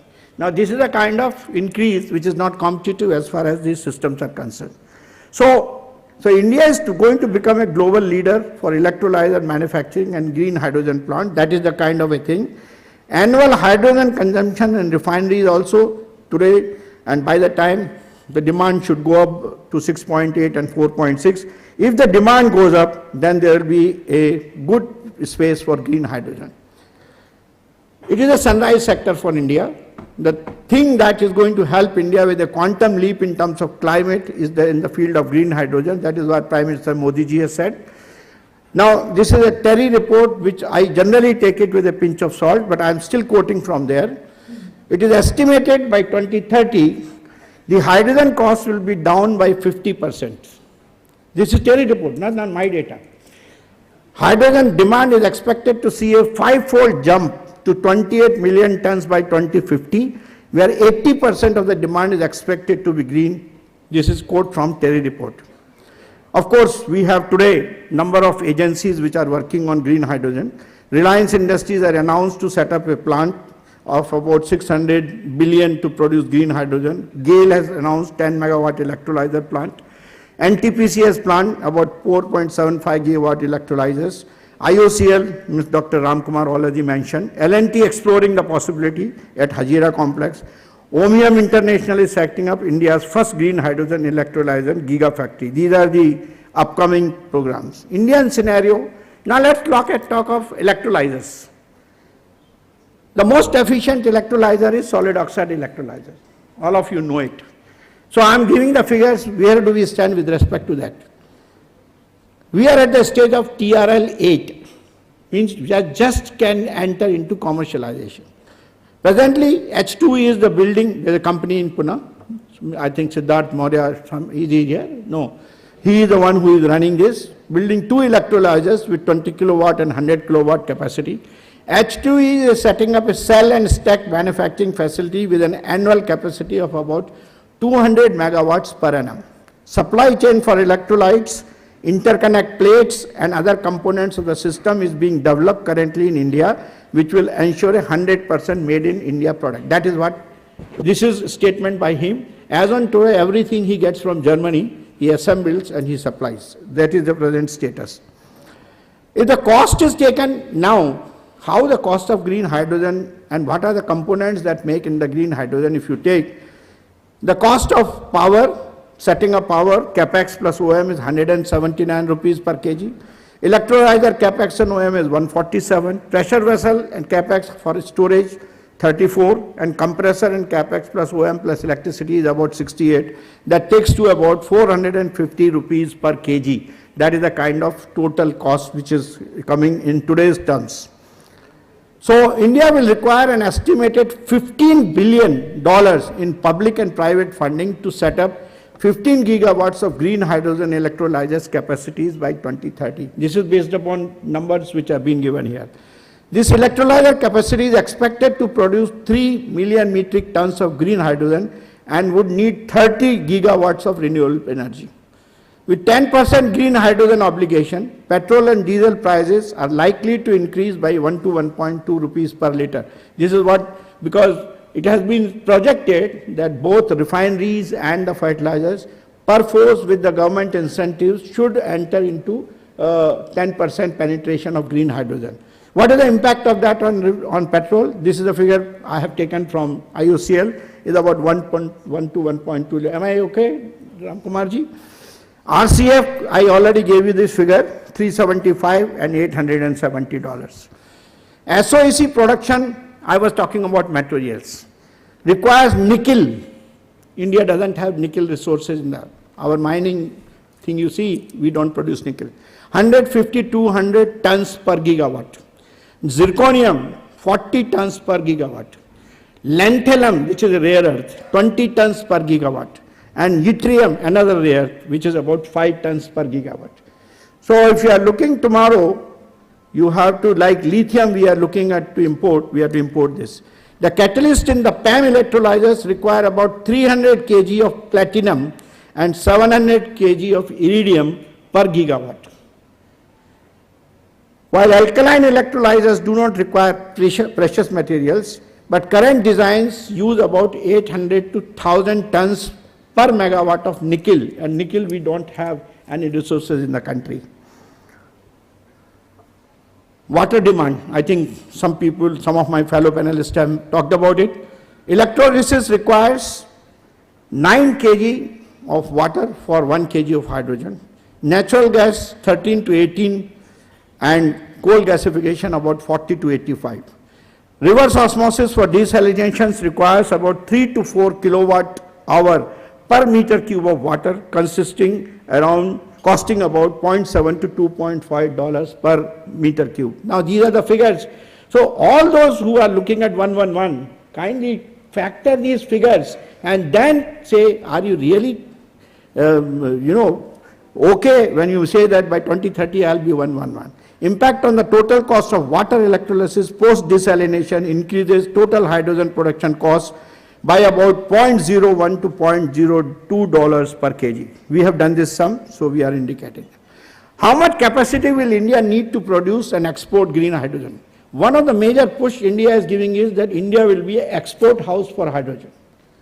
Now, if you have to be export house for hydrogen, for which you want to produce 5 million metric tons of green hydrogen by 2030, India needs 211.4 gigawatts of PV power. As of May 2020, the installed capacity in India has 57 gigawatts. According to the optimistic forecast, the installed capacity of PV will reach the required level in 2030. If all the power produced from PV is utilized exclusively for the hydrogen production. That is what somebody asked, whether that 160 is part of 500 or not. What about the other resources? You need land and water. 141,000 hectares of land or 191,000 hectares of land would be needed for RES installation to produce green hydrogen depending upon the technology. India needs to spend about 160 billion liters of water per year to produce green hydrogen depending upon technology. Now these are some of the figures which you have to look at in terms of India as a water-starved nation. We have only 4% of the freshwater resources with 16% of the world's population. Sorry, that's the kind of numbers. So you can imagine what we have a problem. Yes, there are technologies coming up, I should admit that. In fact, our own CSIR lab is today working on electrolysis of saline water. The lab in, I think, Gujarat, they are already there and we will probably be able to reach there. With 90% efficiency, SOEC is the most efficient of all water electrolysis. Current cost of SOEC electrolyzers will be about $5,000 to $500 per kilowatt. That is the cost.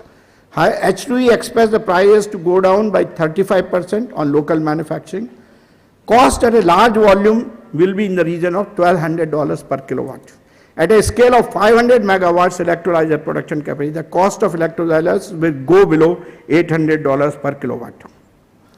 These components constitute of 40% of the final produced in SOC, stack, module, rectifier.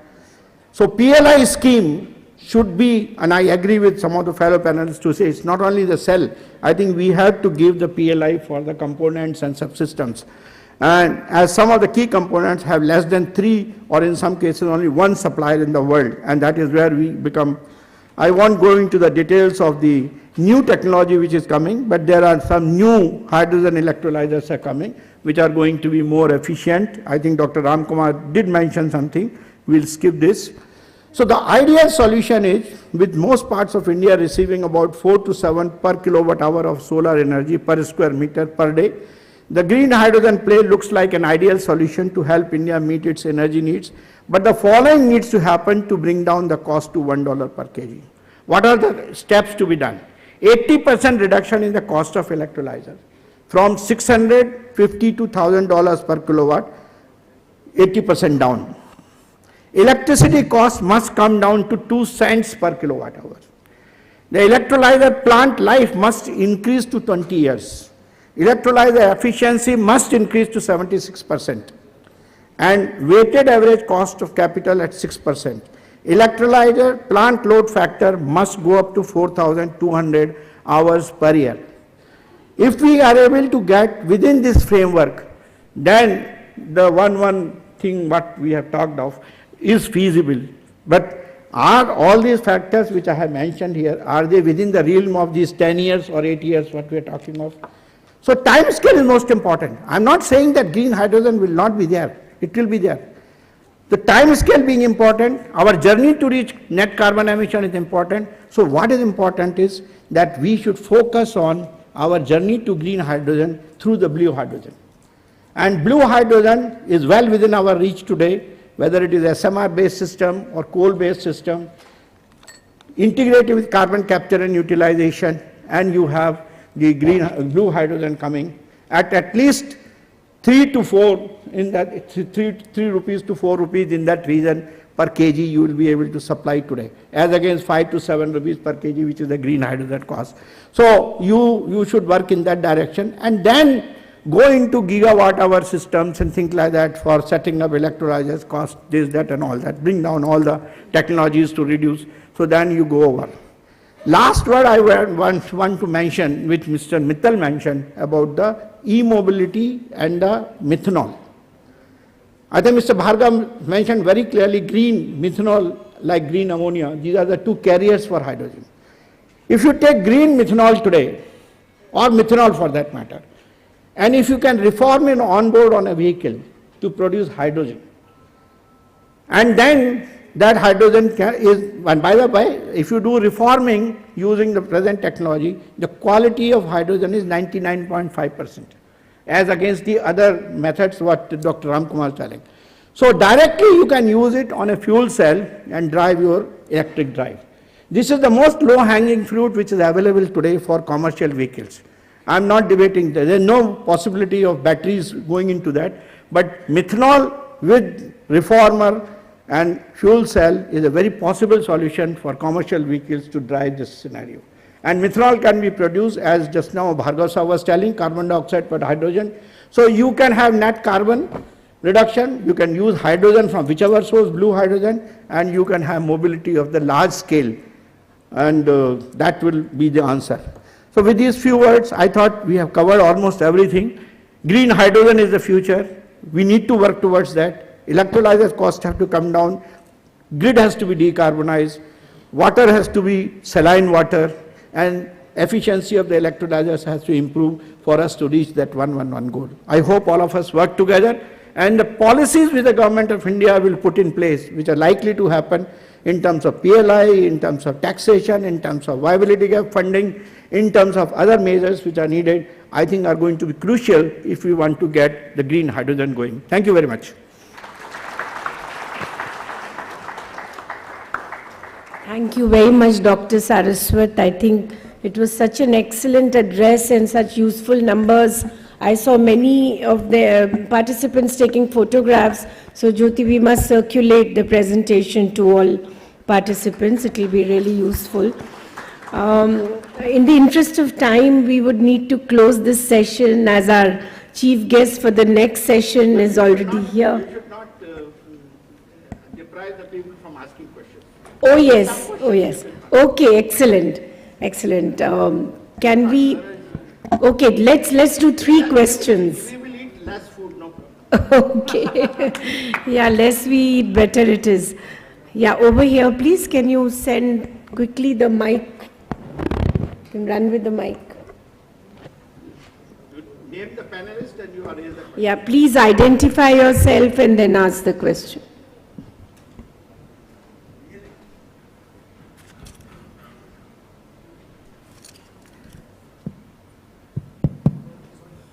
Yeah, Dr. Saraswat, may I ask you a little different type of question? You have taken such a long time to express an impressive presentation. We are talking about so many things with China.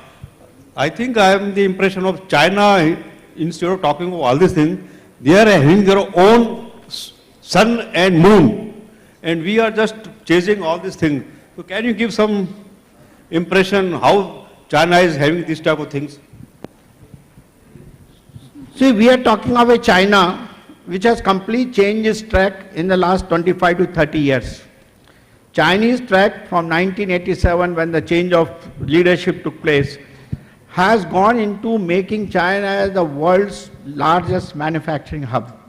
And that manufacturing was not limited to an item A or B. It was absolutely all items, whether it was high precision, high manufacturing, including toys. So when a country works towards that, reaching to the level that their reliance on the supply chain on foreign countries was minimized. So they have acquired the world's most of the resources which are required for doing manufacturing in terms of materials and human resource, both. The human resource and materials are the two things which they have in abundance today, which is responsible for them to become the power what they are today. And I think you said a number, 85,000 companies working to produce electrolyzers and things like that. Yeah, I think you... Batteries. You know, that kind of a scale has been achieved not overnight. It has been achieved with the work which they have done over the last 30 years. So, we have, if we compare ourselves with that, I think we have not done any of these things which will bring us close to that. So to say that we can compete with China in that respect, I think will be difficult. But our efforts to do in that direction are limited. But with the policies which the government of India has come up now, I think our scale of operations are also going to increase. And that's why the announcements made by our corporates, both for batteries, for the solar and things like that, although late, but are the right steps in the right direction. Sir, you missed my word. Sir. China is making their own sun and moon. I think I thought it was kind of a hyperbole, so I didn't respond to that. Good afternoon, Okay, sir. over there, yeah. Sir, my name is Abhijit, and this question is to Dr. Saraswat. Sir, wonderful presentation. Thank you so much for this insightful presentation. And my question is, as far as electric mobility or a green mobility in transport sector is concerned, we go very well with two-wheeler and three-wheeler in electric. Also in four-wheeler, it works to a certain extent. But when it comes to heavy vehicle like trucks and buses or cargo vehicle, then electric mobility does not sound very convincing because of the payload and the weight. So we as an transport industry also looking at hydrogen to apply on the bigger vehicles. Sir, your views about trucks and a cargo vehicle on hydrogen. I think my last statement was only with respect to use of hydrogen for large commercial vehicles. Commercial vehicles, I say even LCVs, HCVs and so on. So use of hydrogen can be done two ways. Number one, you take stored hydrogen, run an IC engine as Mr. Mittal was mentioning.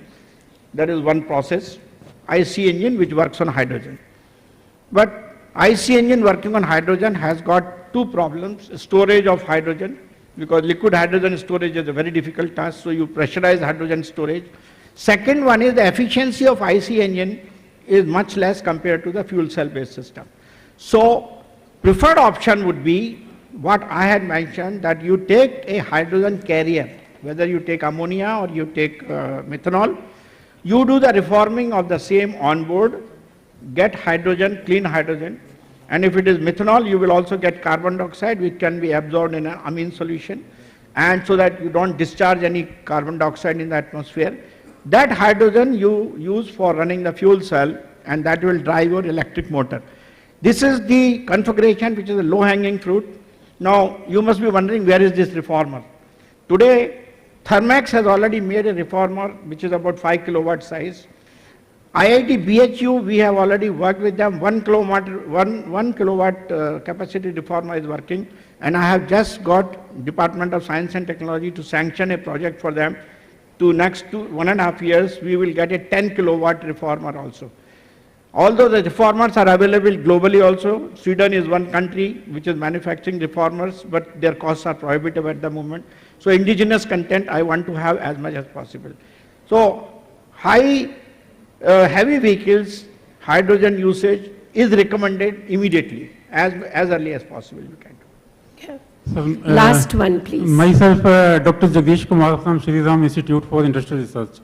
Sir, in addition to aspects and challenges discussed by August panel, the major issue is that storage of the hydrogen, because 1 kg of hydrogen requires as high volume as 11 cubic meter, and this is a gaseous state. And solid state storage is also having major challenges like low diffusion kinetics, low absorption and desorption kinetics. So these are the major aspects for the use of hydrogen in future. And in addition to that, safety aspects. That hydrogen is the only chemical which has a very wide flammability range, like 4 to 75%. So safety aspects are also need to be added into the policy paper as a proactive step to address such issues when public will use the hydrogen. Thank you.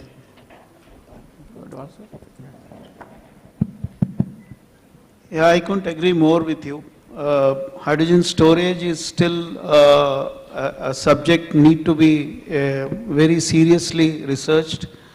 Nevertheless, lot of chemical storage medium are being explored, starting from metal hydrates to metal organic frameworks. In fact, our own lab and many IITs are working on MOFs, MOF is touted to be one of the solutions for chemical storage with all those things. But only thing is, at the ambient temperatures, can we get the absorption, requisite absorption frequencies, capacities.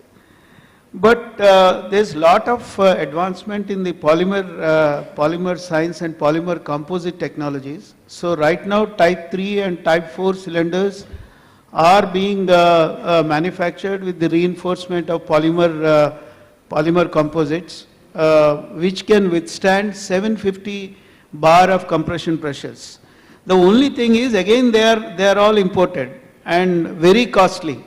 So the need of the hour is to indigenize these storage cylinders and bring down the cost of this storage cylinder if hydrogen-based mobility has to become a reality.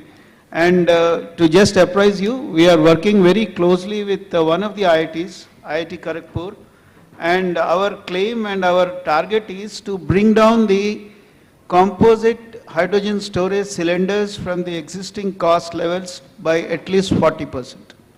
And we are there, and but there is no testing facility for composite-based cylinders. Sriram should think about setting up this, ARAI is also talking about it.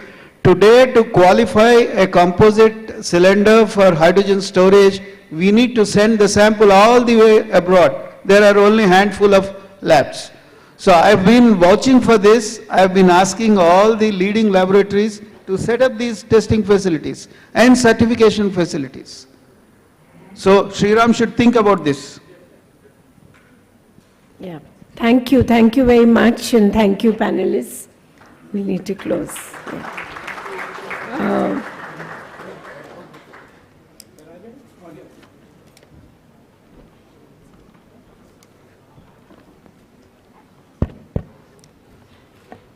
We immediately go into this session where we will have insights from another very big expert, Dr. Ajay Mathur, Director General of International Solar Alliance. We'll quickly try and wrap it up in 20 minutes. I'm aware that we've run into a bit of a delay.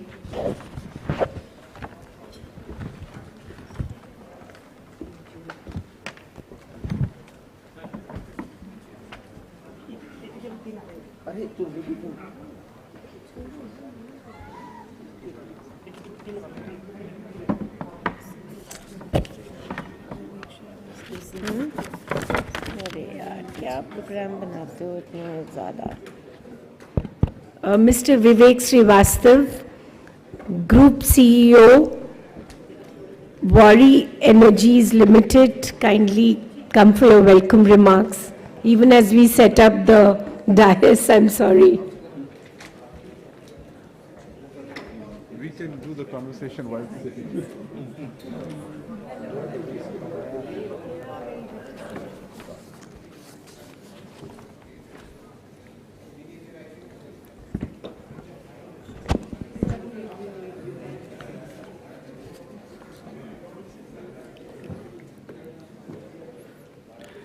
So, good afternoon, everyone, and apologies for the chaos. We have several syndicate meetings going on, but I think in the interest of not standing between lunch and yourself, we will start off. That's the only way we can cut down on the time.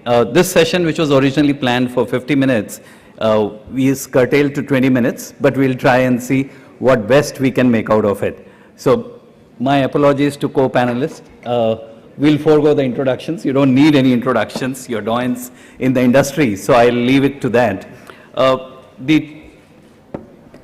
It seems very odd, but all the topics that have been there since morning seem to be transitioning into a mode which is exactly what currently the industry is facing issues around.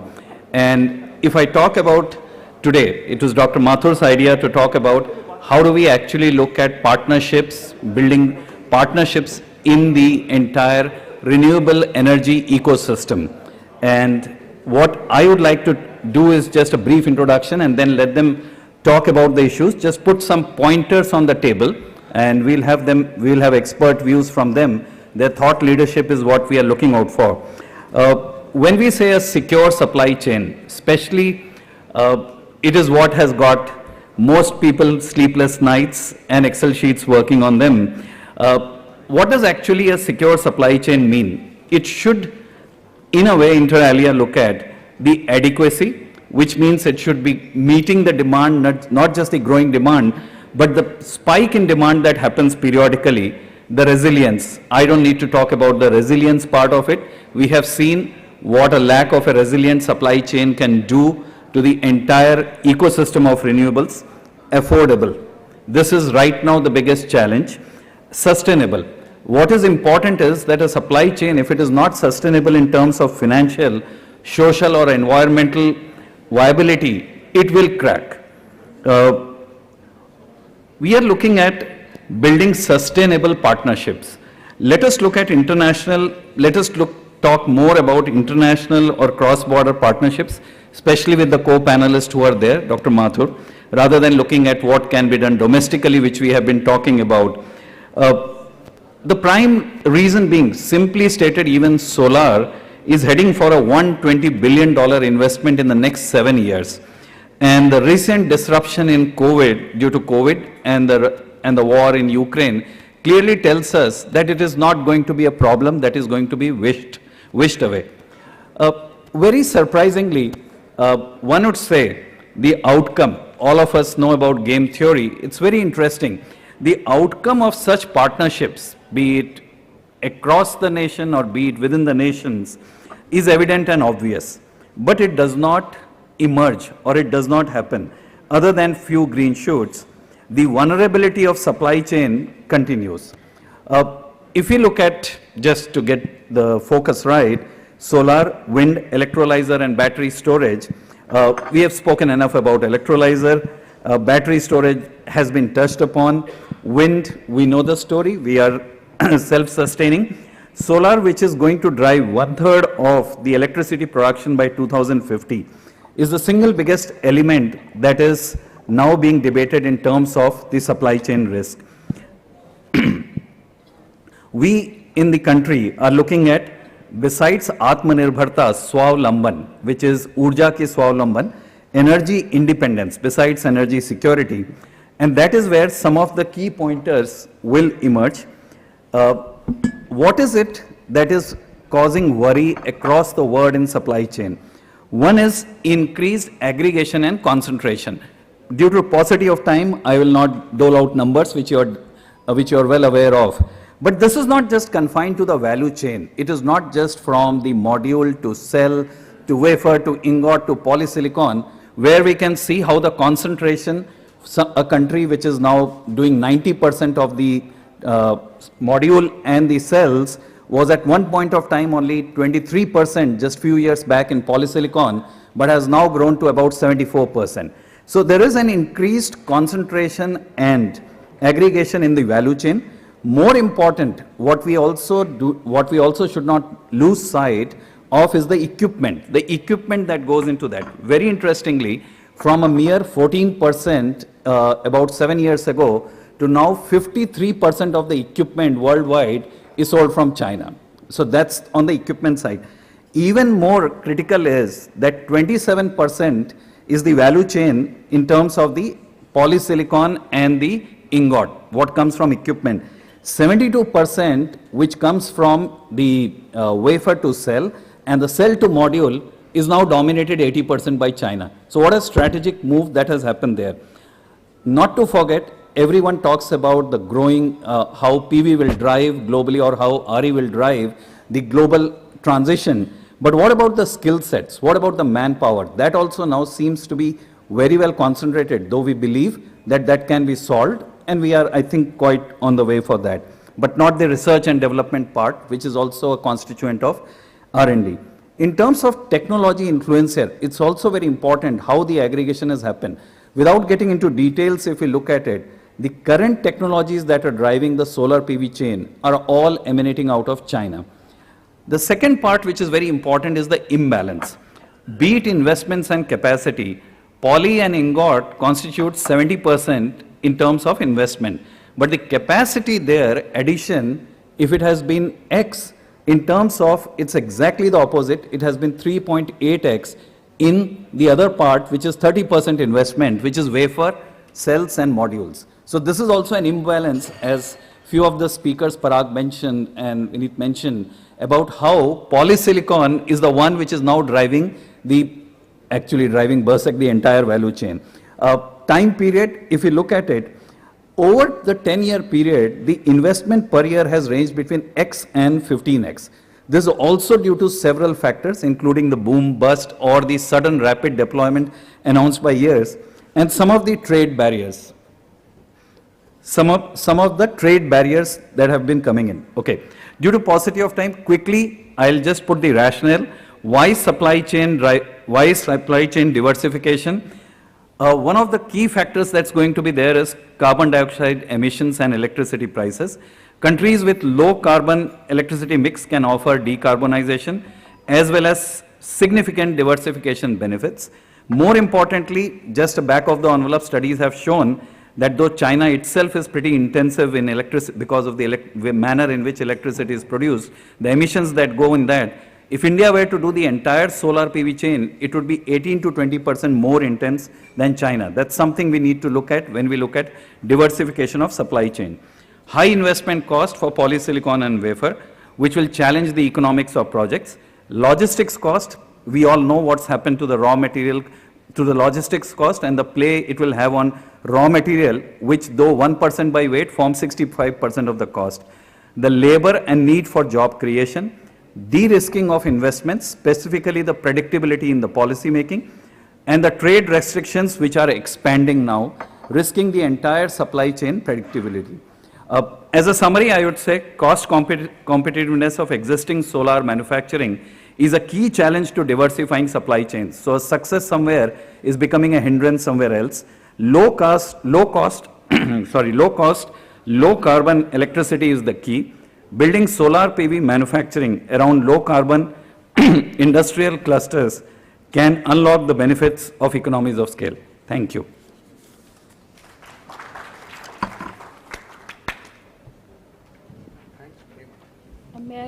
May I now request Mr. Rajiv Ranjan Mishra, Co-Chair CII National Committee on Power and Managing Director, Apara Renewable, to please join in conversation with Dr. Ajay Mathur. Thank you. Thank you very much. I'm aware we are running way behind schedule, but I cannot but formally welcome Dr. Mathur, His Excellency Ajay Mathur, Director General of International Solar Alliance, for to introduce him is a little bit what we say in Hindi, diya Surya ko diya dikhana, but I wanted to highlight a couple of things. Before this, Ajay was the head of TERI, Director General of TERI. What is not as widely known as he was also the co-chair of the Energy Transitions Commission with Lord Adair Turner of the UK. Before that, as the head of Bureau of Energy Efficiency, he brought in several changes, in particular the Perform, Trade and Achieve and Trade scheme, the so-called PAT scheme, one of the first, in a sense, carbon kind of trading mechanism in the country. So he has spent a lifetime on issues like this, was deeply involved in climate negotiations, was India's chief spokesman at the Paris conference. So he doesn't need much of an introduction. Every time I speak with him, I also suffer from severe performance anxiety, which is one reason I was so happy to see the previous panel go way over time. So I have less time to get nervous. But Dr. Mathur, welcome. I thought we have actually, it's been a long time since we've had in CII been able to put together a session in person. We actually have over 800 registrations for this. I thought it might be worthwhile because we have a variety of participants. So perhaps just talk a little bit about the starting of the International Solar Alliance. When was it done? What were the objectives? And then perhaps I can take it from there. Thanks, Rajiv. And Vivek, many thanks. I was telling Vivek that I'm absolutely delighted that he laid out the picture, including the numbers. And that provides a very good introduction to where we are. It is very clear that in the years to come, there will be an ever-increasing dependence on solar. And especially since many countries have declared that they would be net zero by 2030, 2040, 2070, what we are seeing is a drastic change in the energy mix, or at least the electricity mix, but I would suggest energy mix because we are also talking of hydrogen, occurring in the years to come. What this means is that the dependence on solar becomes ever greater. The Solar Alliance was created with the goal of solar becoming the energy of choice across the world. Now, if I talk to a leader of a country and say solar should be the energy of choice, well, there are some who embrace the notion completely fully. But there is an increasing number, and this is the large part of our membership. We have 107 countries who are members of the International Solar Alliance, who say, okay, but how? And typically they say 3 or 4 things that I believe lie at the heart of making solar the energy source of choice. The first is, okay, this is great. I hear, for example, India is doing great in this, or a number of other countries. What about us? So the first issue that is needed is up-to-date information. As Vivek mentioned, these are things that are changing over time. I mean, you talked of the concentration of production that is occurring. Similarly, there's a concentration in utilization that is occurring. The OECD and China last year had 76% of the global investment of $200 billion which went into solar. So we are seeing a concentration occurring both on the supply side and on the demand side. Information, therefore, is important in technologies, in investments, in markets. That's, therefore, our first job. The second is, and leaders ask us, okay, many of them say we are convinced solar is the way we have to go.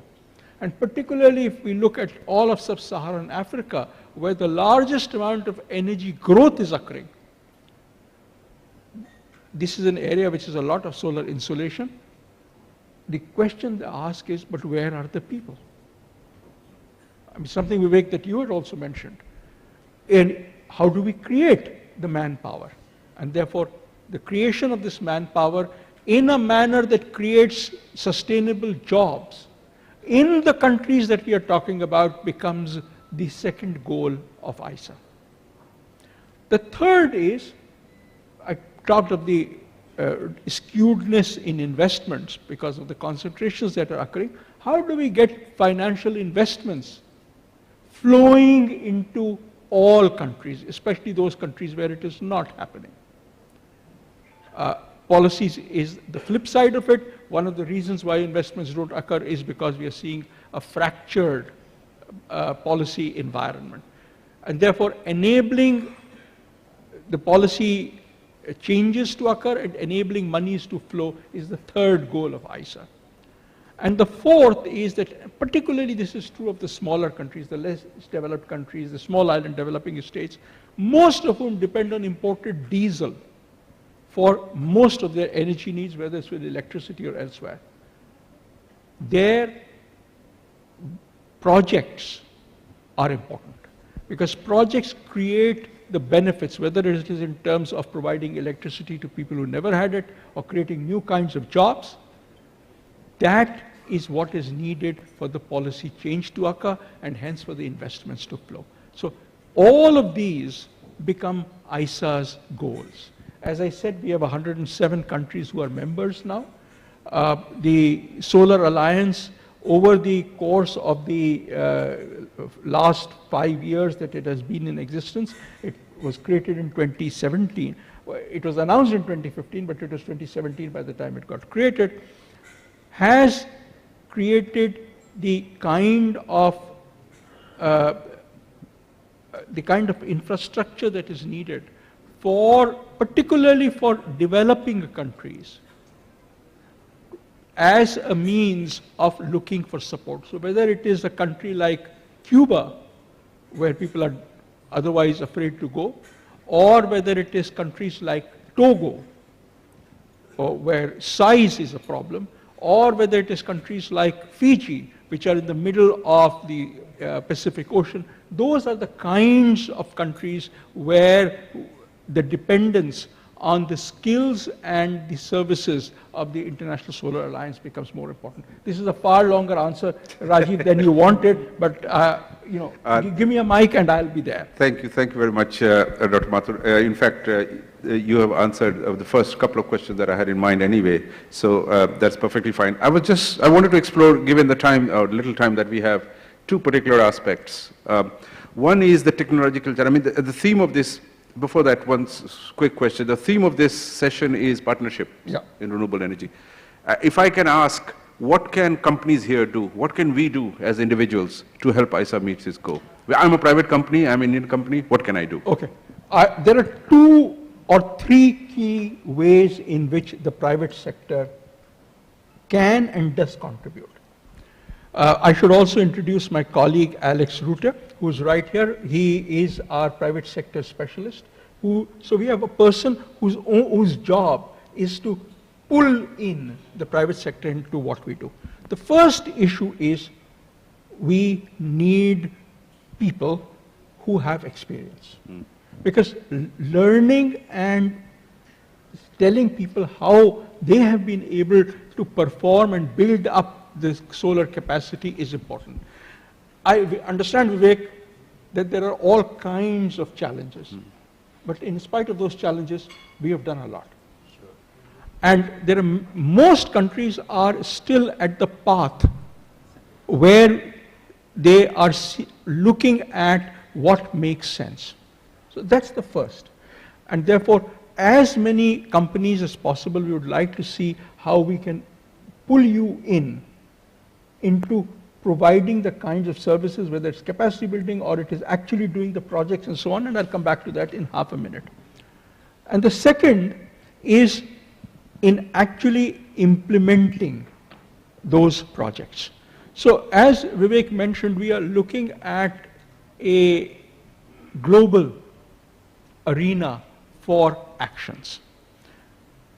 One of the things that we try to do in almost every country is create the kind of policy atmosphere within which the projects are awarded in a transparent manner. Now, when they're awarded in a transparent manner, number one, there is a clear indication that people who have done it are the ones who are welcome. Second, this is open to private sector across the world. And third, clearly people who bring in resources, whether they're people resources, whether they're money resources, or their experience resources, are those who have a better chance. What we as ISA do is reduce the kinds of risks that you face, whether it is financial risks or whether it is policy risks.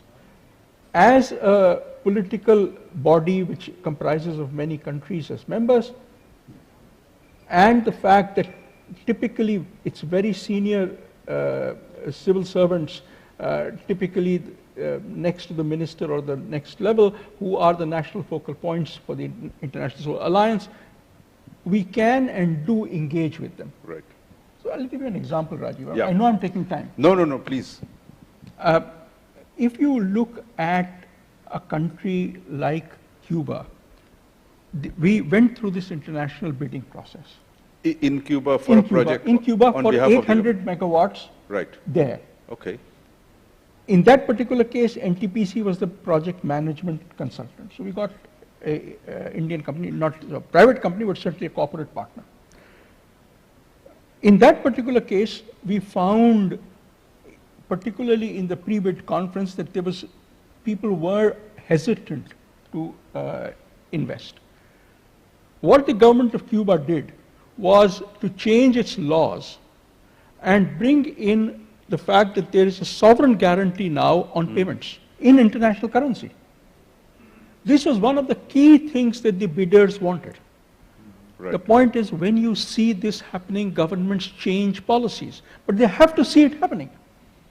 So, you know, it's a matter of taking the horse all the way to the water. We can't promise that he will drink, but sure. Typically he drinks. Well, when you convince people, I can see wheels crumbling. But on two of the aspects I wanted to quickly touch with you, Dr. Mathur, is in many of the markets which is growing very big in solar, the ever-present issue of the duck curve. Is part of ISA's, is part of your sort of remit also to help find technological solutions or share information about that? I do know we talked about the One Sun, One World, One Grid program sometimes back. Is that the kind of thing that is spreading and the ISA is involved in? Sure. I mean, the One Sun, One World, One Grid obviously is ISA's program, because what we wanted to do was that this provides an alternative to batteries. It's not to storage. Yep. It's not a 100% alternative, but what it does is it allows countries to optimize how much storage they will generate, they will have, versus the amount of electricity that can flow in from other countries where the sun is shining at the time when the sun has set in your own geography. Similarly, on the issue of storage itself, we are seeing a lot of action happening across the world.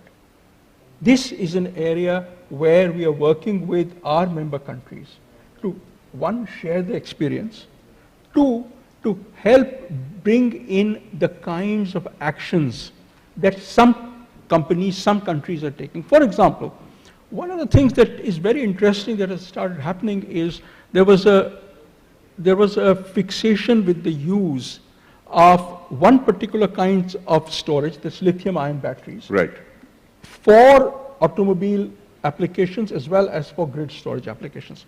What has happened in the very recent past is a move towards using liquid metal batteries, which are heavier and therefore can't be used in automobile applications. They are also corrosive and therefore need stainless steel containers, but possibly that may become the route for grid storage. Now, this is startling, because for many of us, we didn't even think that the grid storage solution and the automobile storage solutions would diverge. It is these kinds of actions which get interest from a wide variety of stakeholders, and also seek, Vivek, to, I mean, you know this better than any of us, which seek to therefore break the kinds of monopolies that are being created. Very interesting. In fact, that brings me to the second point I wanted, and I am very much respectful of the fact that you're head of a multilateral body, so you don't want to wade into politics. But what we see in the world and in India, in many parts of the world, and particularly after the pandemic, there is this great concern about concentration of supply chains. You know, the international companies, European companies, if you speak to them, which I'm sure they come and meet you, there's this China plus one. And all over the world, we see in our own country, varying pressures and pulls. And paradoxically, as someone who's worked in the private sector all my life, we have seen that there is no country there is no cure better for reduction of poverty than increasing trade. Now, we see these contradictory moves, and I'm sure you see this in your member countries. How does one reconcile these two? The need for localization, creation of local jobs, and yet the fact that until trade as a percentage of GDP increases, quite frankly, you cannot beat poverty, or not certainly at the rate that is required. So I think, Rajiv, you've hit the nail on the head. The key issue is jobs. That is what leaders are very concerned about.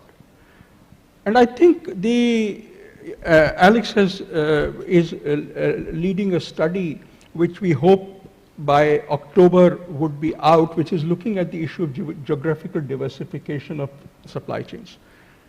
Very early thinking that seems to be emerging is that, number one, the total amount of demand that is occurring across the world in various countries is large and will become larger. This makes it very difficult to think of panels as a whole being exported from one country to every country in the world.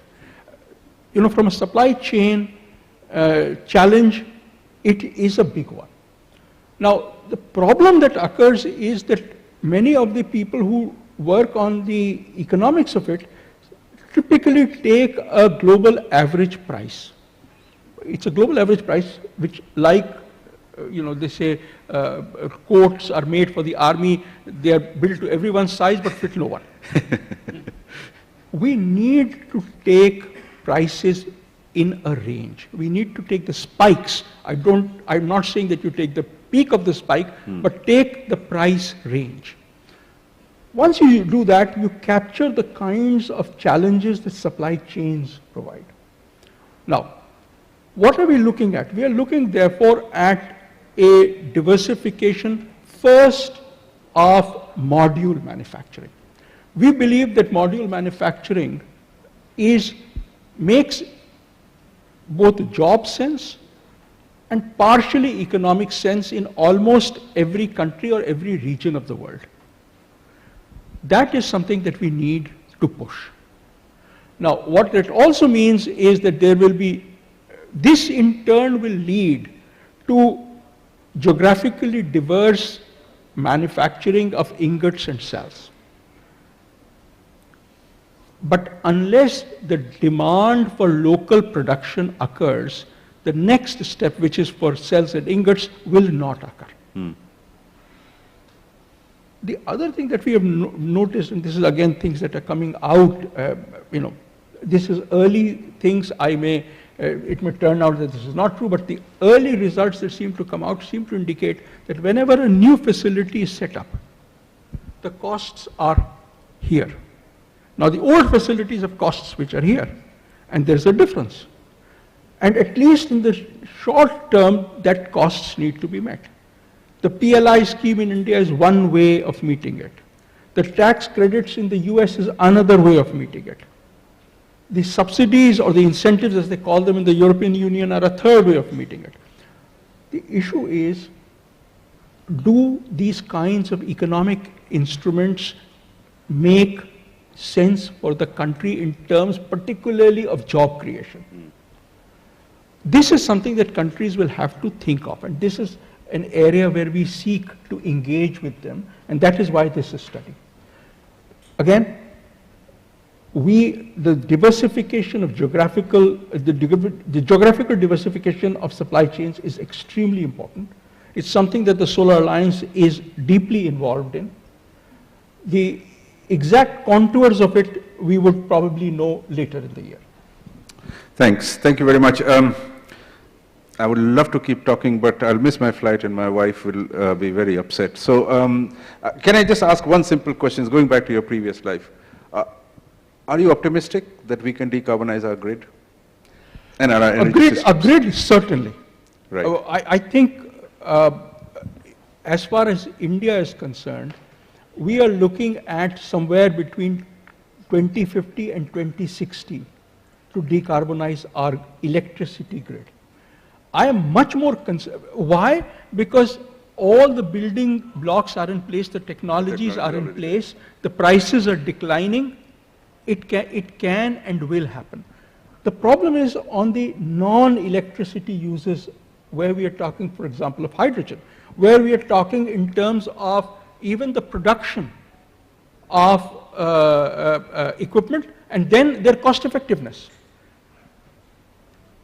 For low temperature applications, we will probably see more electricity being used. For high temperature applications, we'll probably see hydrogen being used.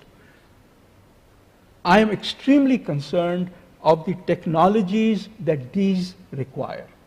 If we will need to ensure that these technologies are in place by the end of this decade, right, for the kind of diversification into non-carbon sources by the 2050 zero emissions target that most countries have put. With that, thank you so much, Dr. Mathur. Thank you, Vivek. Apologies because of a lack of time, we could not, I thought I would give you some time to ask Dr. Mathur as well, but I'm sure you will do it offline. Thank you, everyone. Thanks to CII. Thanks for attending and your participation. Thank you. Thanks very much.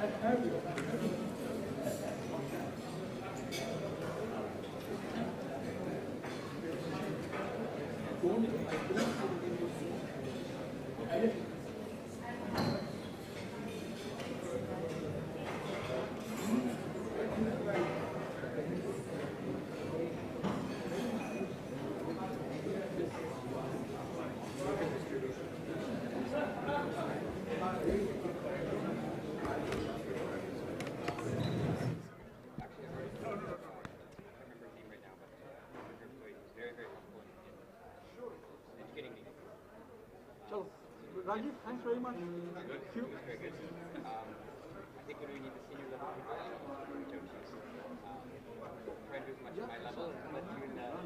Gigawatt capacities.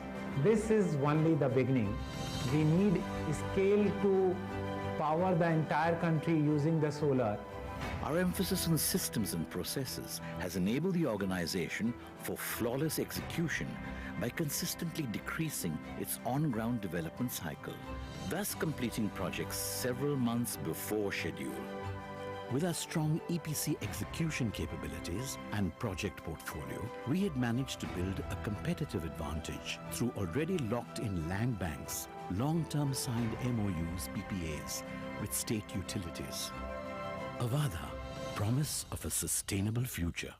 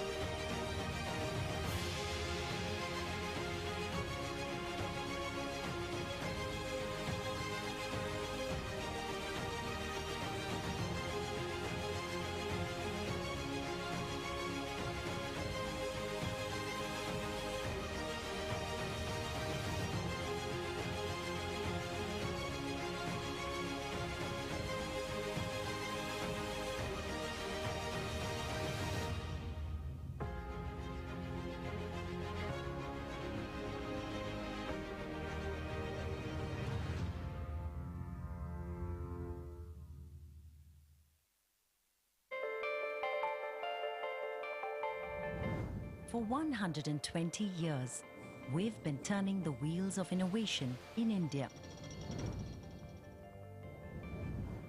Our aviation technologies today help airlines reduce emissions, so we can aim for cleaner skies tomorrow. Our smart medical solutions help doctors make better decisions today, so quality healthcare for all becomes a reality tomorrow.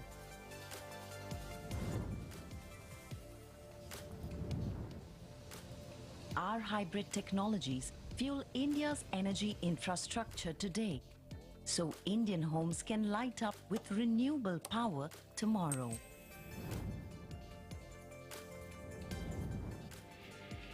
Our factories built for the world today, so that India can be self-reliant tomorrow.